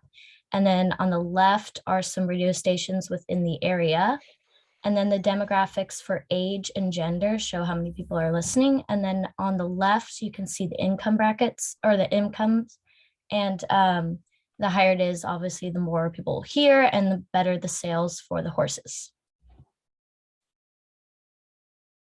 So first we started with a brand survey to get to know our brand, who's listening or who knows about Sun King Farms, and just get some general demographics. So, and just to gauge brand awareness and get a sense of how many people are hearing about Sun King Farms. So we started with some basic demographics and who had experience with the horse farms. And we asked more detailed questions on Sun King Farms brand message to determine more successful and unsuccessful areas. And then lastly, we catered to questions to the rebrand and how Sun King Farms can be more welcoming to those who might not know or have visited the farm. And these are the results. So 47.7% would consider taking riding lessons.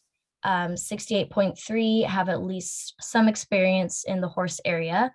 31.8% said that of those who have not considered taking ride lessons at all said that it was too expensive or does not feel inclusive. And 16% are familiar with Sun King Farms through friends or family or through the social media. And then 47.7% would be interested in riding horses at Sun King Farms if they were offered, but only at an affordable price. And then 15.9% would be interested in participating and volunteering with Sun King Farms. All right, next we are going to move on to visualizing the ideal state. So as Sophie mentioned, the ideal state would be to shift the narrative and frame Sun King Farms as more of a welcoming, inclusive community. And so that means we want to focus on accessibility and highlight the therapeutic nature of riding horses.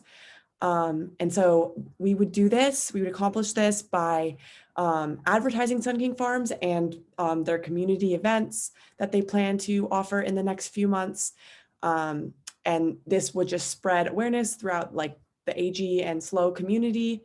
And in order to reach our big, hairy, audacious goal, we hope to get 40 more visitors to the farm each month.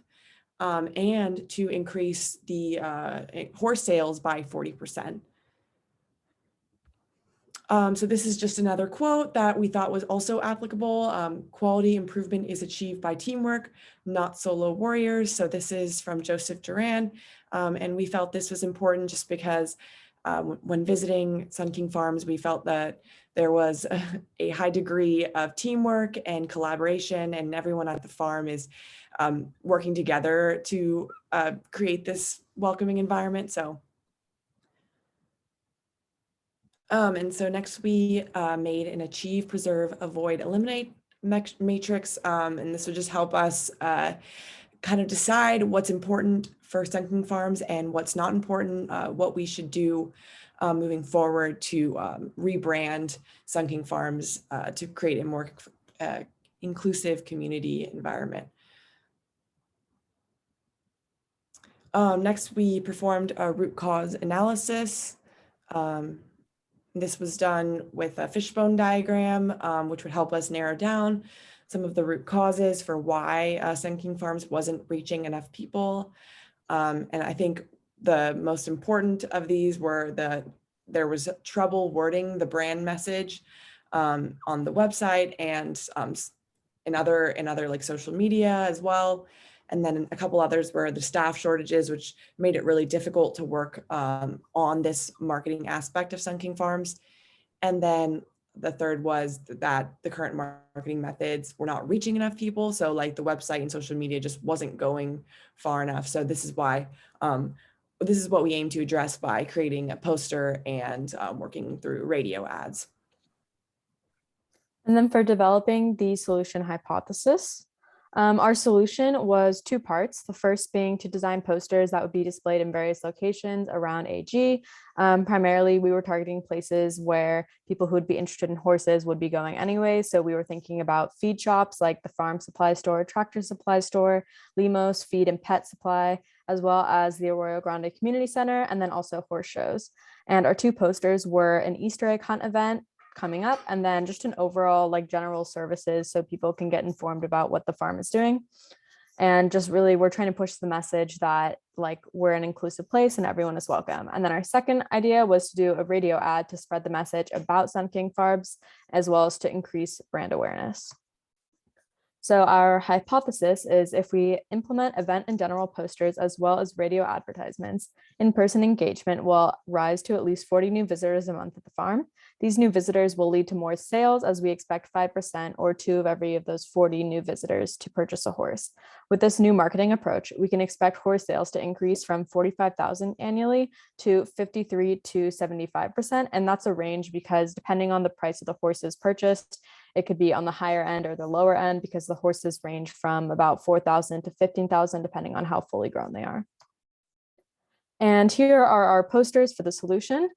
We have drafts of each one. There's the egg hunt one as well as the general one. And then for the radio advertisement, there's a 4-week plan. We contacted a local radio station that had a country music station that served the SLO community or the SLO county community. And the cost was $3,000 for 100 spots on the radio for that 4-week plan, or $750 for 25 spots. And the reach for that would be 27,300 listeners for 100 spots, or 14,900 listeners for 25 spots. And the return on investment for that radio ad was pretty high. A study by Nielsen Catalina Solution found that radio ads had an average ROI of $6 for every $1 put in. So for Sunking Farms, that would mean if they put in $3,000, they would get $18,000 back in sales. Or if they put in $750 for the smaller radio package, they would get a return of $4,500 in sales. And then comparing this to our social media reach, the social media had a reach of about 4,000 accounts per month visiting their page. But if we went for this radio ad campaign, there would be quite an increase. It could go from, if we did the larger package, it would be 27,300 listeners, which would be a 580% increase, or the about 15,000 listeners, which would be a 270% increase. And our script for the advertisement was, do you love horses and do you want to get into riding or just spending time at our farm? Come join us at Sunking Farms for riding lessons, children's camps, and family-friendly events like barbecues, movie nights, and holiday events. Everyone is welcome at the farm, and we would love for you to join us soon. Use code 102.5 for 10% off your first lesson. And this code could really, there could be a much larger, smaller discount. And it was just really so we could track where people were coming from and if they heard from us on the radio, so that Sunking Farms could evaluate if this radio was really working for them and they were getting a lot of people coming from them or not. And then Oh, sorry. Oh, sorry. Moving on to the conducting experiments. We had 2 focus groups, and the focus group preferred, or 70% of them preferred the first draft for the egg hunt, and 30% of them preferred the other draft. And then for the overall community poster, 20% preferred the first draft and 80% preferred the second one. So for evaluating the results for the 2 focus groups, for the first poster, there were a lot of comments for both drafts. They really liked the clean look. They liked how they really had an Eastery feel to them, but they really liked the first draft better because they thought it would cater towards children more, and they would see it in the store, and they thought it would bring in more of a community to the farm. Those were the comments. So for the second one, the second draft was more of a choice for the people because the colors, they didn't like the blue. They thought it was quite illegible for it being a background, but they did like the hierarchy on both, so that was kept the same. And for implementing the best ideas, we decided to go to the actual farm to get a sense of the area and talk directly with Sean and Sam just to see what they wanted from us and see how we can engage the community better. And that's how we got a lot of the ideas for the poster and for the radio and for other ways to reach out. And these were the 2 final posters chosen. We also set up a branding guidelines with these 4 main colors. The first 2 Sean sent to us and thought that it would work well with their professional, classy look. We chose this font because it kind of went with the rest of the guidelines. And then this is their logo from the direct website. And then we chose this quote, constant improvement and avoidance of setting into a rut is essential. We thought this catered towards the farm because we went and visited. Sean talked to us about how they wanted to keep improving and cleaning up the farm and making all the areas such an engaging community for everyone joining. They wanted to make the areas ready for events. And then we have institutionalizing change. So a total quality tool we used is a check sheet, and this can be used to establish an SOP or a standard operating procedure. And so this checklist that we created would help track where clients are coming from, because I think one problem that we ran into is not understanding where clients were finding out about Sun King Farms. So with this simple check sheet, you could track the date, the client name, what activity they did, and where they found them. And they can use that moving forward to track metrics.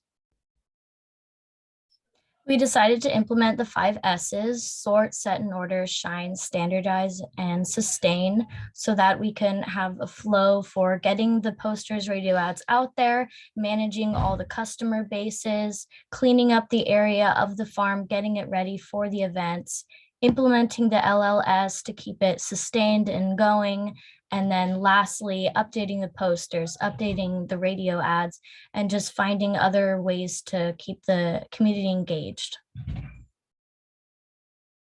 Okay, so some final thoughts. We found that the rebrand of Sun King Farms would focus on engagement and outreach, and we would do this by implementing events and general posters, as well as the radio advertisement. So final numbers. So the in-person engagement, it would rise to at least 40 new visitors a month.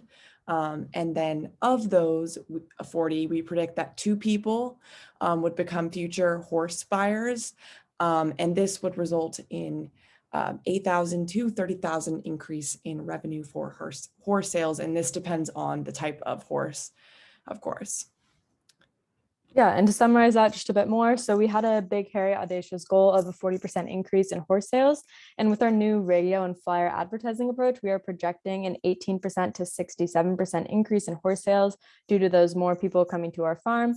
And that range is because the horses at the farm for those 2 people would collectively be $4,000 to $15,000 because they range from like brand new horses or horses that haven't even been born to fully grown horses. So with 2 out of those 40 new monthly visitors buying horses, we can estimate their purchases will be at the higher end of the scale, just because realistically, they're probably not buying horses that haven't been born yet. And if they're getting into it, they're going to buy a more fully grown one, which would put us at the higher end of the increase. And that makes it pretty likely that we would reach and even exceed our big, hairy, audacious goal. Thank you. Right on. So increase engagement, get 44 people in there, do what we want to do by increasing the accessibility of Sun King, and at the same time trying to make some money to support the endeavor. Sean, I'm going to have to hold off on comments because I'm around 5. We're a little bit over, so I'm going to go ahead and go right to Operation Surf, the 8 and 9 and 10. Sean, please send me your notes, send us so I can redo it with the team on your comments on those 2 presentations. Okay. Let's go ahead and go to the Operation Surfathon fundraiser.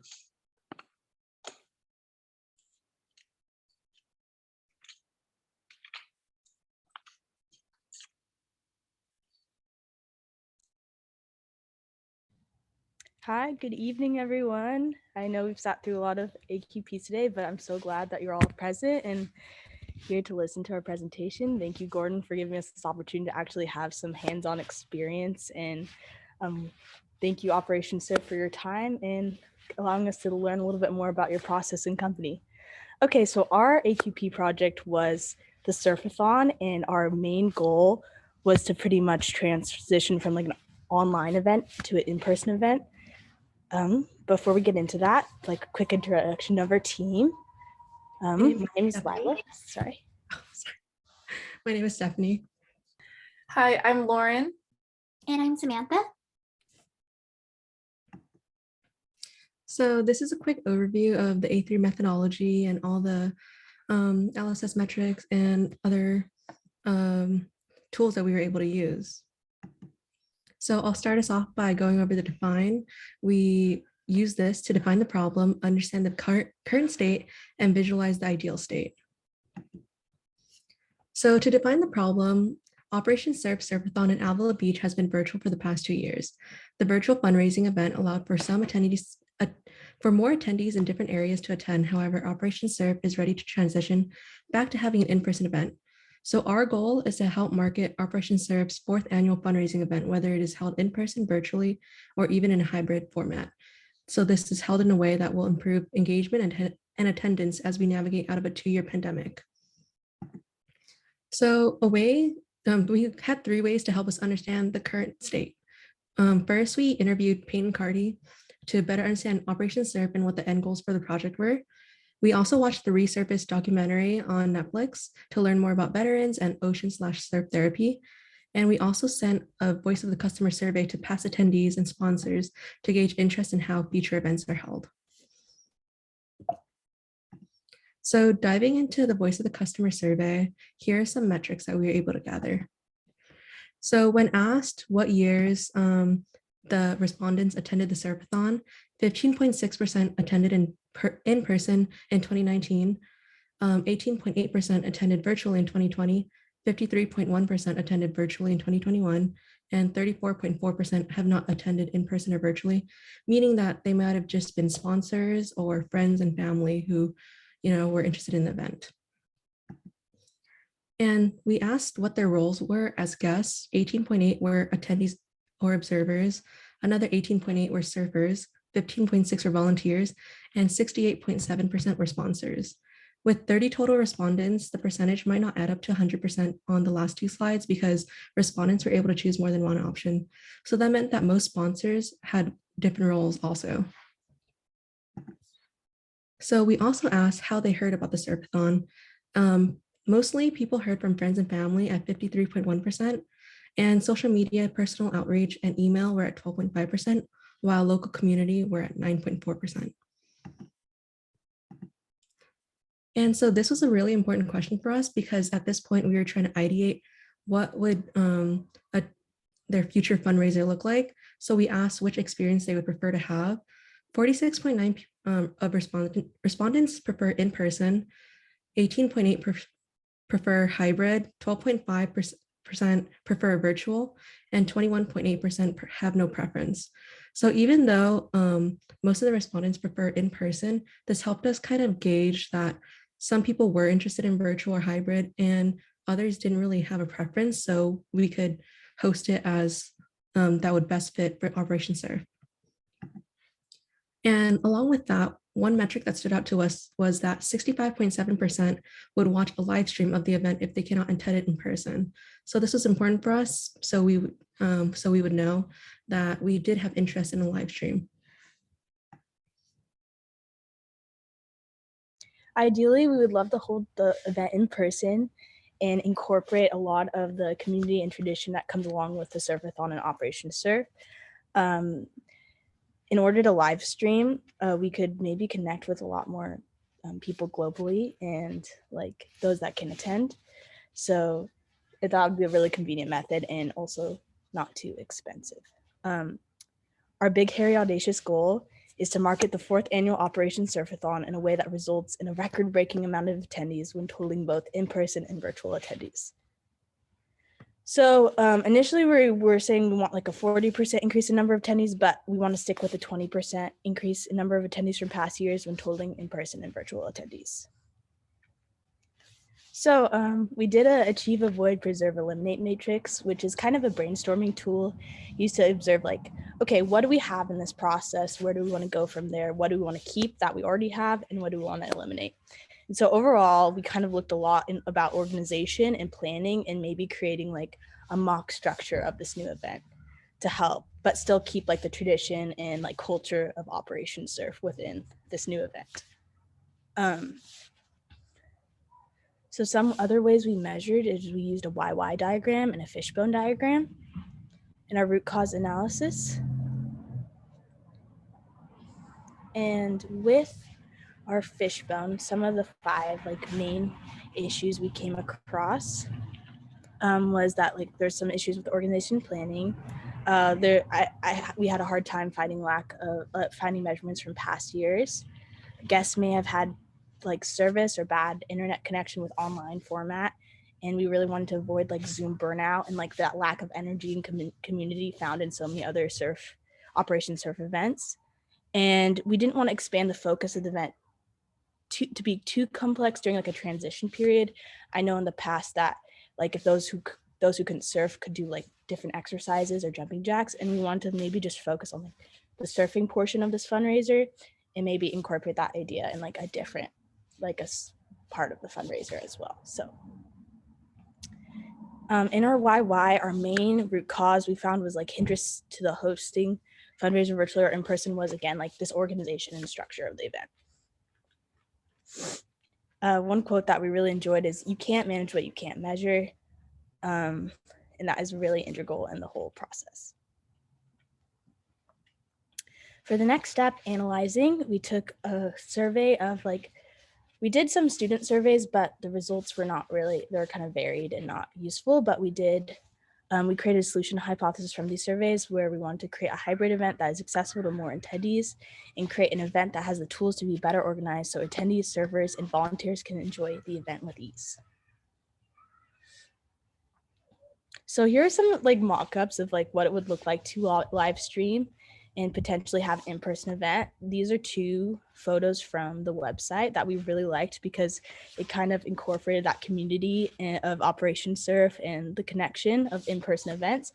And we also found created these other mock-ups of live streaming to like see like it's still like there's that togetherness when watching the surf event. And so we wanted to implement that as well.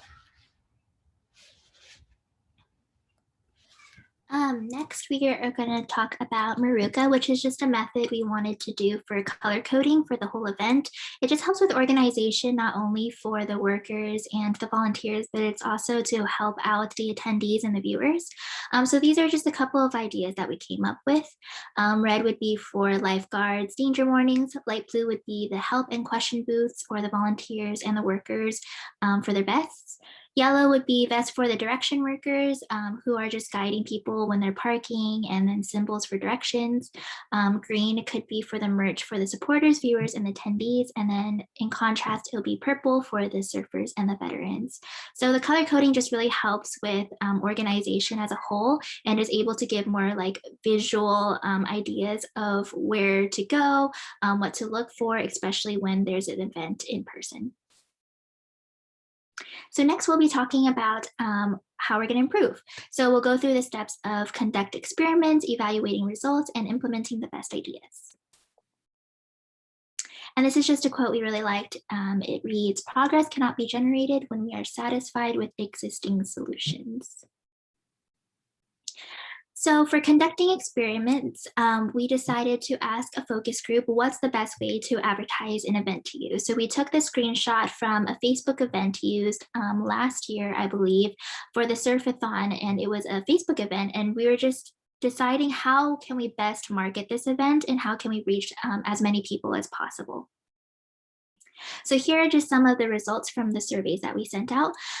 It says 37.5% best advertised through social media, 20% best advertised through flyers, 16.67% through emails, 4% through word of mouth, 16.67% through school news source, and then 4% for billboards. So like a couple slides ago, I think Stephanie mentioned that most people heard through the Surfathon through friends and family, and only 12.5% heard through social media. So we decided that maybe we can strengthen the social media presence of Operation Surf just so that it reaches a lot more people, especially since social media is so present nowadays. So we're going to take the top 3 social media, flyers, and emails and be able to make mock-ups for you to see what that looks like. So these are just some of the mock-ups we made for flyers that we could do for Surfathon. We wanted to implement a lot more flyers and social media graphics that could be used on all the platforms and just in person. We think this is a great way to reach people who haven't heard what Surfathon is, but may be really interested. Next is implementing emailing lists. We made a mock-up of what that would look like. We thought of an idea of just having an email subscription list. It would also include a countdown until the event, weekly reminders, and then just be able to share some links to donate and sign up. This is a great way to remind people what's going on and just to give them more updates of what's happening for the event and just more information that they can click on. So yeah, like we mentioned, social media management we see is a great marketing tool that Operation Surf could probably use as a whole, not just for Surfathon fundraiser, but it would be great to use for this fundraiser. So we decided that, oh, this might be a great opportunity to step up social media presence on popular platforms, create cohesive feed with specific branding, advertise events, and do a countdown through posts. So this is a great way to reach out to younger adults or students who love to surf as well. And so yeah.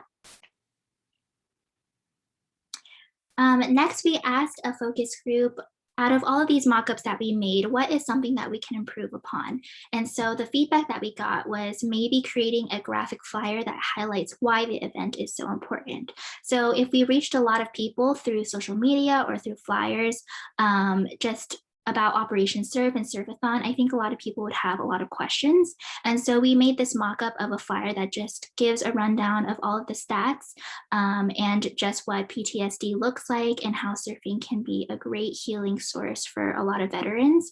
And this would be great for people to be more interested in what Operation Surf is and how they can support the Surfathon fundraiser.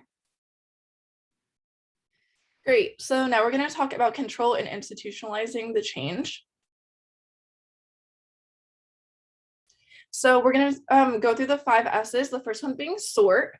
And what we would do is create a map made prior to the event, placing all of the stations in their places with bathrooms, food, lifeguards, sponsor tents, etc. And it will be easily labeled and accessible to all participants and supporters. Here's an example just to give them like a brief overview. They'll know where everything is before even attending the event, and so there won't be many questions. But of course, if there were questions, there are going to be those staff guiding them to the correct places. We also implemented the color scheme shown in the Muroka before in this presentation. The next of the 5 S's is the shine. So the Operation Surf team and volunteers would conduct a beach cleanup before the event begins, just to make sure that everything is looking nice and pristine. And then a beach cleanup would be completed again at the end of the event, just to make sure that there's no trace left behind. And here's some images of what that might look like. Of course, these images could also be posted on the social media page, which would be a really great way to show that Operation Surf is caring and doing their part for the environment. Next, we're going to talk about set in order, which would be placing all of the stations logically and keeping accessibility in mind. All of the stations would be clearly marked on the map, as I said, and I also thought that bathrooms and safety vehicles should be placed on the beach for accessibility reasons, which maybe means like bringing some porta potty in, some porta potties in. And then standardize. So evaluating the process and equipment and eliminating all of the non-value added activities prior to the event, and then debriefing after the event and identifying if any problems arose during the event.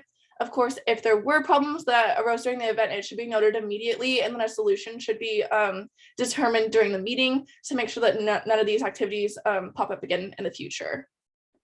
And so here's just a quick little visual of what an Operation Surf like team meeting could look like after the event. And then, of course, sustain. So what's really important is to make sure that any improvements that are made are continued. And then if any issues do pop up, that we're aware of them. And so I think it's important to send a follow-up survey to all the participants, supporters, and volunteers to rate their experience. And the feedback would be considered for future events, in addition to the meeting and debrief that the Operation Surf team would be doing internally. And then I also think that a cool idea would be implementing an ideas box that could be placed in one of the Surfathon stations to allow the supporters, participants, and volunteers to offer their ideas for improvement throughout the day if they come up with any fun ideas. So here's a quick little run through of the feedback survey that I created, just basically asking about their overall experience of the event. So overall, we hope to create a hybrid event that will work for both in-person and virtual attendees to get the most amount of people to come to the next upcoming Surfathon. And we are excited to implement the new methods of organization and marketing tactics to create a successful Surfathon this year. Thank you.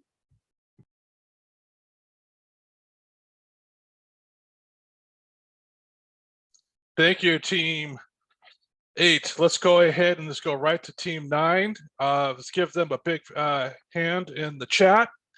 And then Van and Madison, I appreciate you just, going chugging with all this, and we'll talk more about this after if we have some time at the end of the course under this time. We've got 2 more to go. So let's go ahead and go right to Operation Surf emailing, which kind of coincides with what we just talked about, the emailing marketing plan.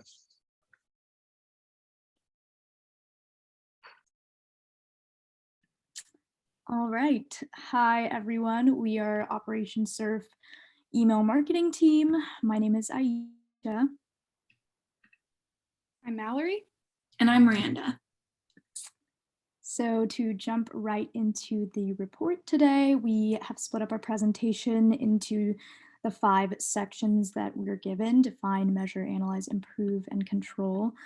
And then unpacking that further into these smaller sections of the A3, short on time, so we're going to skip past here. And into our first section, define. So after having a conversation with Peyton, who is the representative from Operation Surf that we spoke with, we determined a need to streamline emailing processes. And to do this, we created some plug and play templates that allow them to quickly add information about the upcoming events, the news that's going on, in a manner that's aesthetically pleasing. And some of the deliverables we came up with on our end were Illustrator email templates and a 6-month email schedule with a different theme per month, which is something that Peyton expressed that she wanted from us. And the end objective of our project was to make the email templates more user-friendly, so to increase the likeliness of consumers to interact with the things on the template, like merchandise and links to other things, by 40% from their previous rates that we were given. So the current state of the email is that they don't have any template or standardized way of creating emails. which leads to MURA, which is lack of uniformity. It also wastes time because it's not standardized, which leads to MUDA. So we want to make the emails easier to put together. And then also the emails are not scheduled in advance, and the interaction rates are lower than Operation Surf would like. Their current average click rate is 11%, the open rate is 27%, and the bounce rate is 2%. So this is a example of a previously sent out email that Peyton sent us. And we ended up using Kaizen Blitz brainstorming for to find areas of improvement. And the next slide is the affinity diagram, where we broke down different areas that we want to improve upon the original email, meaning it's too crowded, font weren't super readable, and it was hard to see the purpose of the email right off the bat. So we kind of listed out here areas where we thought it was hard to read. There wasn't standard spacing. At the bottom, there's a handwritten font that is really tightly, not very much leading, so it's hard to read the font at the bottom, and just different ways that we could improve upon this. So the ideal state would use an easy template that would make it really fast and simple to create emails for different purposes, and using a calendar with monthly themes would allow them to be very intentional and thought out for different newsletters and events. And we want our interaction rates to be very high. So the newsletter would have a 40% increase in likelihood to click links. And that leads us to section 2, which is measure. And in the words of Joseph Duran, quality planning consists of developing the products and processes required to meet customer needs. But in order to meet customer needs, you have to know what the needs are. So we used root cause analysis, and we did 2 VOC surveys, one just on a general population and one on Operation Surf's email list, to kind of see what the customer wanted. We surveyed 96 people total. From this, we found that 86% of all survey respondents preferred receiving only 1 to 2 emails per month. And this was pretty important to us because originally one of our goals was to increase the number of emails sent. But of course, we found out that this was not something that the customer wanted. So we changed our goals. We also found out that people were pretty unlikely to interact with the links in the current Operation Surf emails. Only 28% of the respondents said that they would interact with the links, as you can see in this graph. And then in our other survey, we found that we learned about the top 3 most important aspects of the Operation Surf newsletters. So that was text content, relevant images, and interactive links. And so we really focused on those aspects when creating our templates. And that goes into section 3, where we analyzed our results and developed a solution hypothesis. We created an email template based on the VOC, and we redesigned the email creation workflow. And as you can see on this check sheet we created on the left, that's just part of the workflow. And we created this check sheet, which explains step-by-step instructions on how to use the new template. And it introduces the idea of Poka-yoke, which is checking off each step to reduce the likelihood that mistakes are going to get made and that steps are going to get skipped. So now we move to section 4, which is improve. So for the new templates, the main goals were we want them to be easy to update, increase the likeliness to click, and increase readability and user friendliness. So here's an example of a filled out version of the new template. This is actually the same event and copy from the email that we showed in the beginning of the presentation. And here is the blank version where there's spaces that whoever's working on the emails is able to just drag and drop images in. It can be exchanged for events, congratulations to the class, all sorts of different purposes, and with a standardized place for participant testimonials at the bottom and a gallery of images.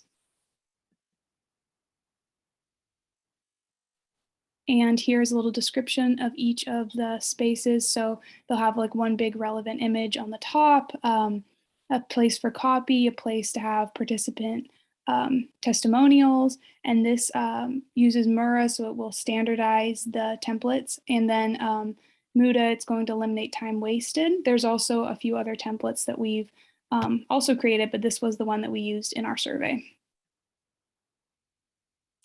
Which brings us to the survey itself and the next phase of the improve section.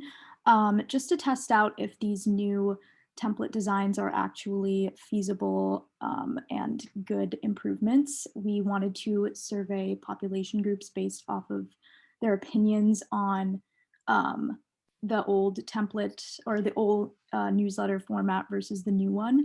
And we also switched the order of presentation in some of the surveys and left the names off to reduce bias. And then we found with the redesigned newsletter that 75% said the redesigned newsletter was more readable. 58% said they were more likely to click the links in the redesigned newsletter, and a whopping 71% ranked the redesigned newsletter as quote unquote better overall.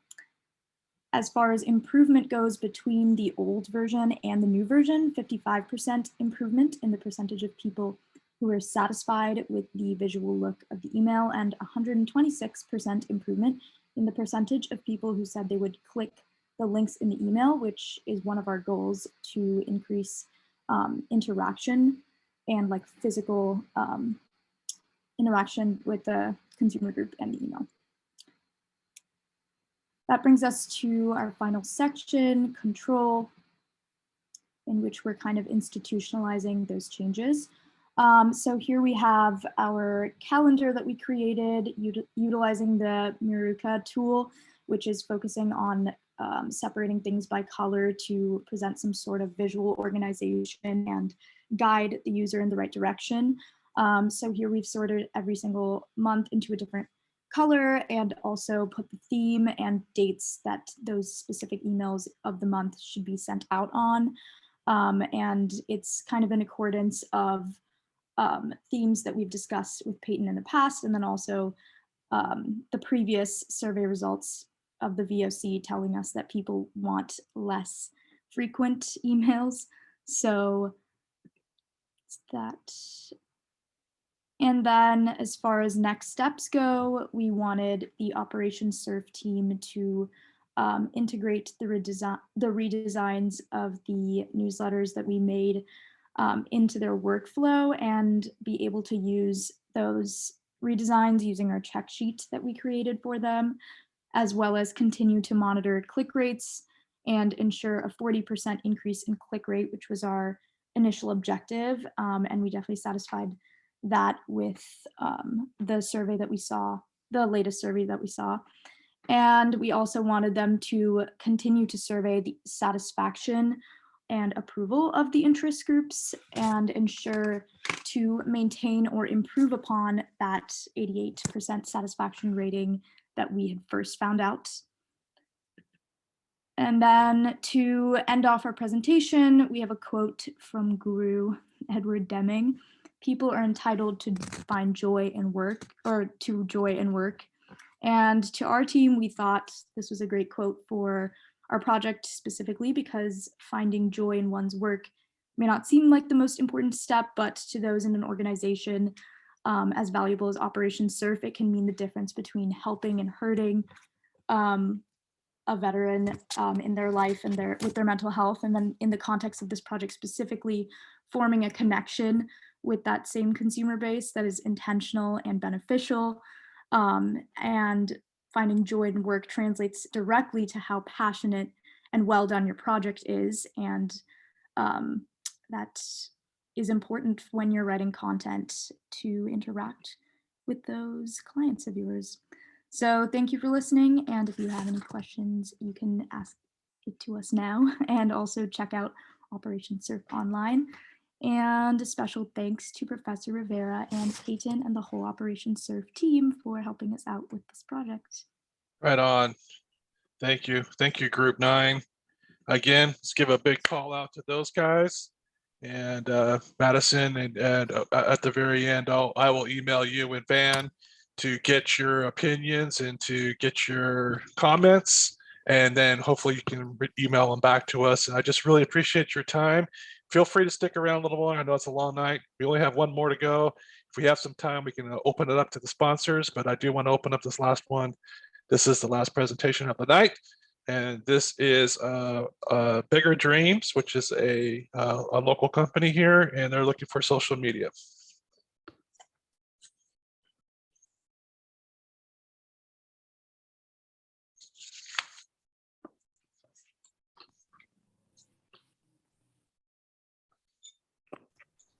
Hi, everyone. We are group 10. My name is Oliver. I'm Lauren. I'm Adam. And I'm CJ. And all right.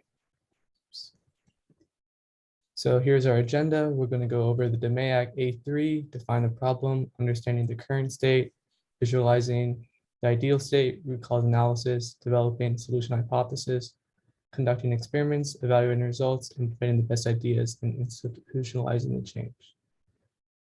So here's an overview of our A3 methodology and define. So in defining the problem, we found out that Bigger Dreams is a young apparel company just starting to gain a following, and it currently lacks a posting schedule on their Instagram page. So 20% of students are not aware of the company, and 86% said they're unsure what the company is trying to sell based on the current state of the Instagram page. So looking at the current state, the company only exists on Instagram, but has a website, currently has 110 followers and 71 posts on their Instagram page, and a Google search yields a gospel song with the same name and another company with the exact same name that creates bullet journals. So also in understanding the current state, we created a house of quality, which kind of identified the top 5 critical to quality things for the voice of the customer, which included a strategy for release, the clothing drop, increase engagement, on brand, access to the Instagram. And the top 5 critical to quality things for the voice of the process included a post outline, commenting and liking posts, following Bigger Dreams on social media, Illustrator designer, and the redesign of the website. So then visualizing the ideal state, we had a big, hairy, audacious goal of getting to 500 followers and to revise the process for posting along with a new username. So just the background, they currently have 310 followers. So moving into the measure phase, the next slide. So the total quality tool we used was a flowchart, and this is a flowchart of the current state of Bigger Dream social media execution. So when we met with Jake, we found out that the process is somewhat skewed and not always repeatable, and that there was a bit of a lack of consistency in the posting process in the current state. And you would usually begin with Jake deciding to post and then brainstorming the type of content that he would want to post, either a photo shoot or creating digital artwork. And as you can see, there's some non-value added steps present in this state due to waiting and waste, with coordinating when a photo shoot would happen and the potential for poor image quality. And from there, Jake would create the ad copy and determine hashtags for the caption. He would post and then monitor each post for its performance. So we identified that there was Muda and Mura present in the actual state, meaning that the process had non-value added steps and there was irregularity in the process. So Jake would have to repeat this process all on his own every time he wanted to post on Instagram. And this was a main focus when we were trying to improve the process. So we also did a VOC survey to try to understand potential customers of Bigger Dreams and their social media habits, and also to get potential feedback about potential branding options. And some main takeaways that we found were that 2/3 of respondents spend at least 8 hours per week on social media. Respondents identify with companies that align with their values and their style. The respondents were not motivated by posts that contain giveaways, which was interesting because we anticipated that users would be responsive to receiving free merch. And lastly, we found that the branding options we created for Bigger Dreams were equally preferred by respondents. And so this is a look at the first branding option we created. It's called Illustrations and Sunsets. And we went for like a more playful tone here. And from the VOC survey, we found that 50% of respondents preferred this option. And then here's the second option, which we called Futuristic Forest. This one was a little bit more down to earth, and also 50% of respondents preferred this option. So we found that they were both kind of viable.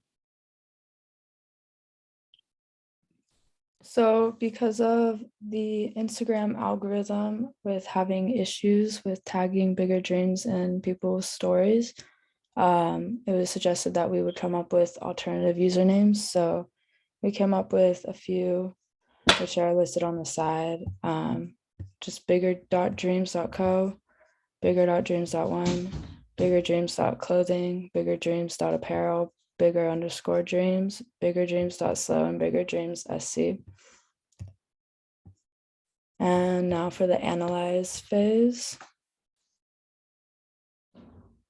We have a few quotes. So the first one's by Joseph Duran, and it just says, a good rule in organizational analysis is that no meeting of the minds is really reached until we talk of specific actions or decisions.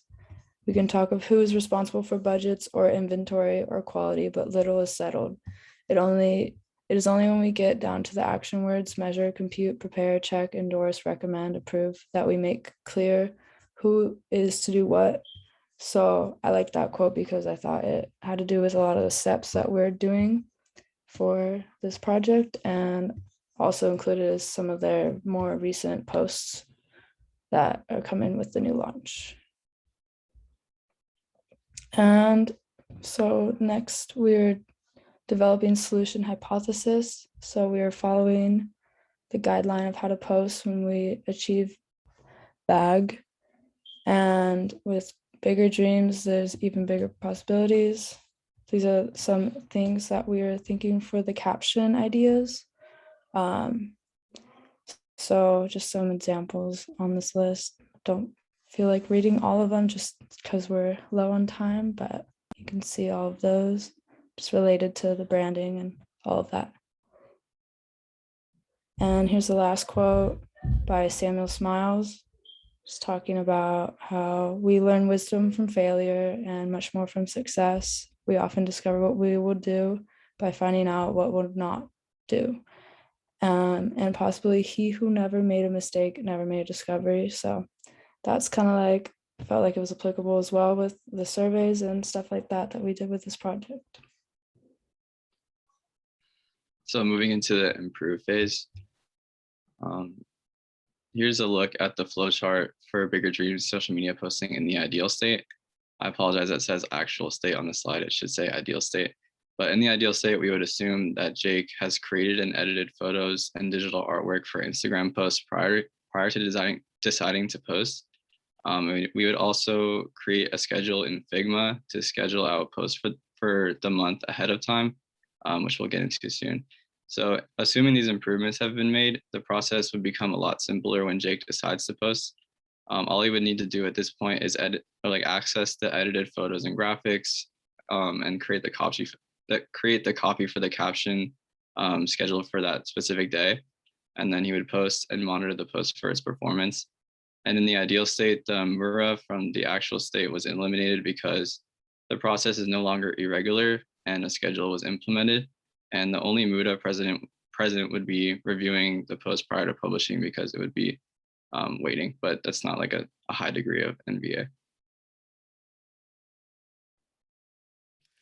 All right, so the next thing that we did once we decided to go to the schedule is to decide the length of the schedule. And so we decided to use the month of March, and based on our survey, we anticipated that users would be willing to wait about a month for the launch of a product, given that they were notified of one.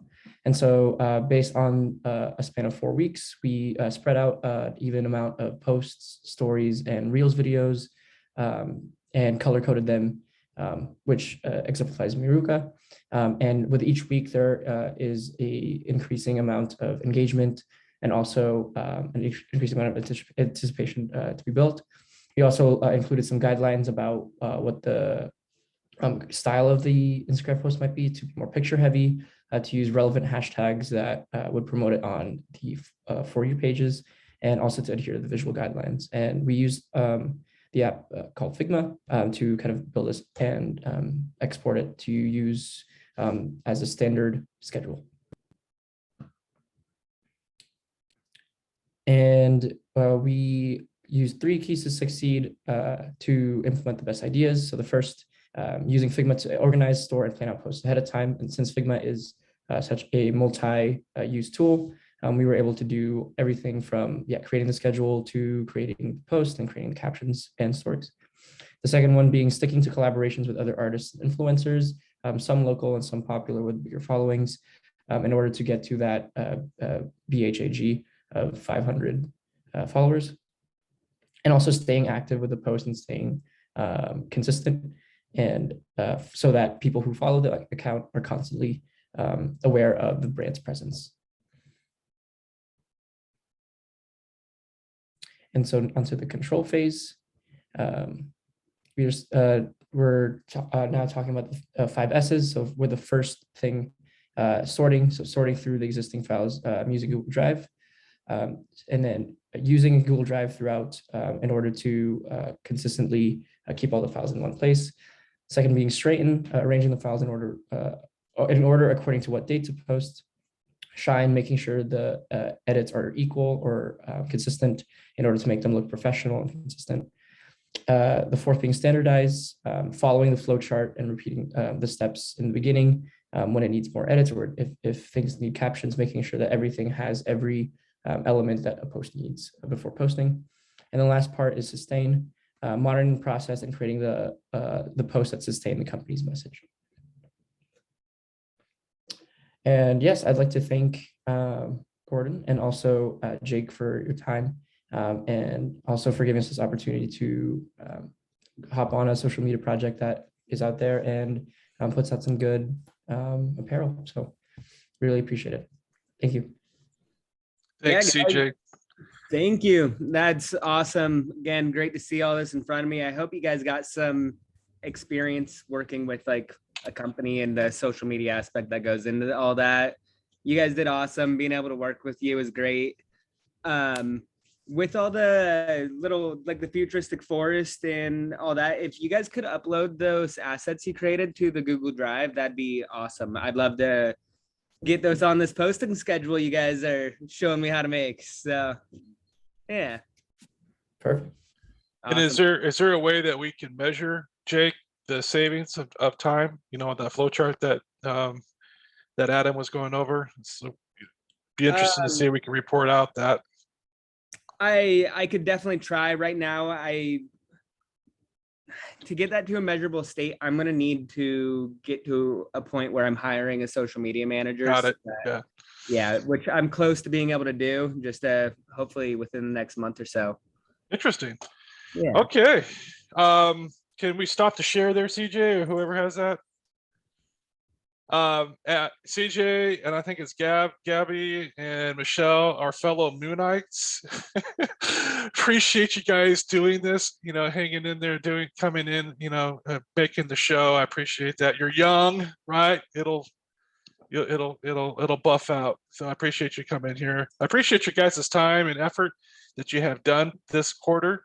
I hope you have seen the value of kind of doing what we did with applying the Lean Six Sigma tools into creatives, into doing, you know, what you'll be doing in the real world, as far as, you know, showing quantifiable results.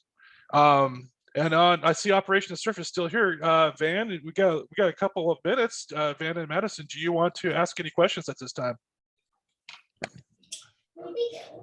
Well, obviously I have some questions that I don't remember, but I was very interested in every one of the topics that were spoke on.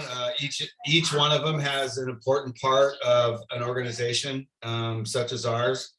So I see a lot of value in what's going on, and I can't wait to go over the recording, look at some stuff, have a chance to actually read it. Mm-hmm. You know what I mean? And actually have the questions about certain areas and certain columns of certain reasons, like the fishbone, like, right? Like there's like, okay, you're done. Next slide. Okay. So, I mean, that's okay. I understand death by presentation, but the other thing is I really see a lot of value in it as far as a person that's coming from my point of view for what you guys are doing for for your your quarter or whatever it is. It's very important stuff. So keep up the good work. I encourage you guys to stay in school and don't do drugs. Okay. But more importantly is it's like, hey, it's a real world out there, and every one of the elements that you guys are talking about are very important.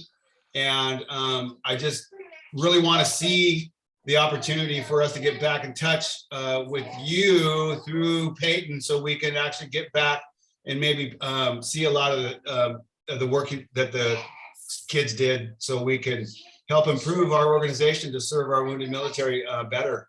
Because I heard a lot of really good things. So thank you guys for everything you've done. Right on. And Peyton has the emails for all the groups. And then and Madison and Van, I'll be sending you an email probably tomorrow just to get your input. You have some time to think about it, and just let me know what worked, what didn't work. Do your so basically your honest evaluation on the presentations. Yeah, and then if you wanted to reach out to specifically to the groups, Peyton has their emails as far as who the groups were, and I'll tell you who was what on each group. Okay. But yeah, you bet, Madison, and thank you, Van. I really appreciate you coming out here tonight. That's I know that was a long night, and I hope you had a lovely beverage. It was all good. It's like this. I respect the effort and time that they put in by showing up and showing that it's important. Yes. So I just want to do the best I can just to show you that the work you're doing is important. And excellent. We're here to watch and listen to you guys. So thank you very much. And then Madison, Van, if you can just hang out, and Jake, I see you're still here. Sean, I don't know if you're here. I'm gonna release the poll. We're gonna vote on the top presentation of the because we're Americans, we love our competition. Competition is good within ourselves. So I'm gonna go ahead and release that for the GRC 320. Like I told you, grades will be posted by this week, end of this week. Take a look at them, contact me. If you're missing assignments or something like that, this is the time to do it. Let me know so we can get you guys wrapped up and get you out of here. Those of us who have gotten an A in the course, as well as got an A in our AQP, you will get your Lean Six Sigma yellow belt certification. I will be emailing you those badges that you can use on LinkedIn, you can use on your resume. That in a bag of chips is a pretty good deal.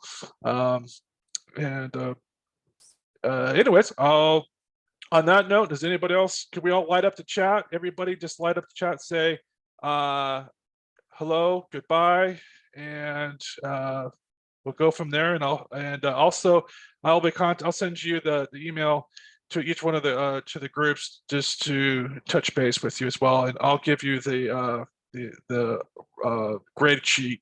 I'll send that to the groups. Okay, on that note, long night. We're almost done. And here's the poll. Remember, only vote for one, and you guys have a great life.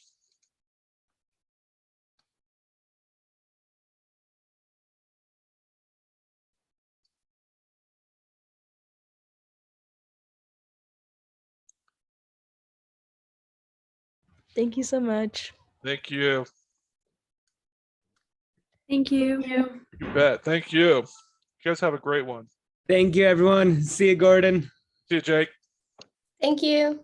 Thank you. Thank you. You bet. Thank you. Thank you so much. Thanks, Madison. Thanks, Van. Yeah, thank you. We'll be in touch. Yes.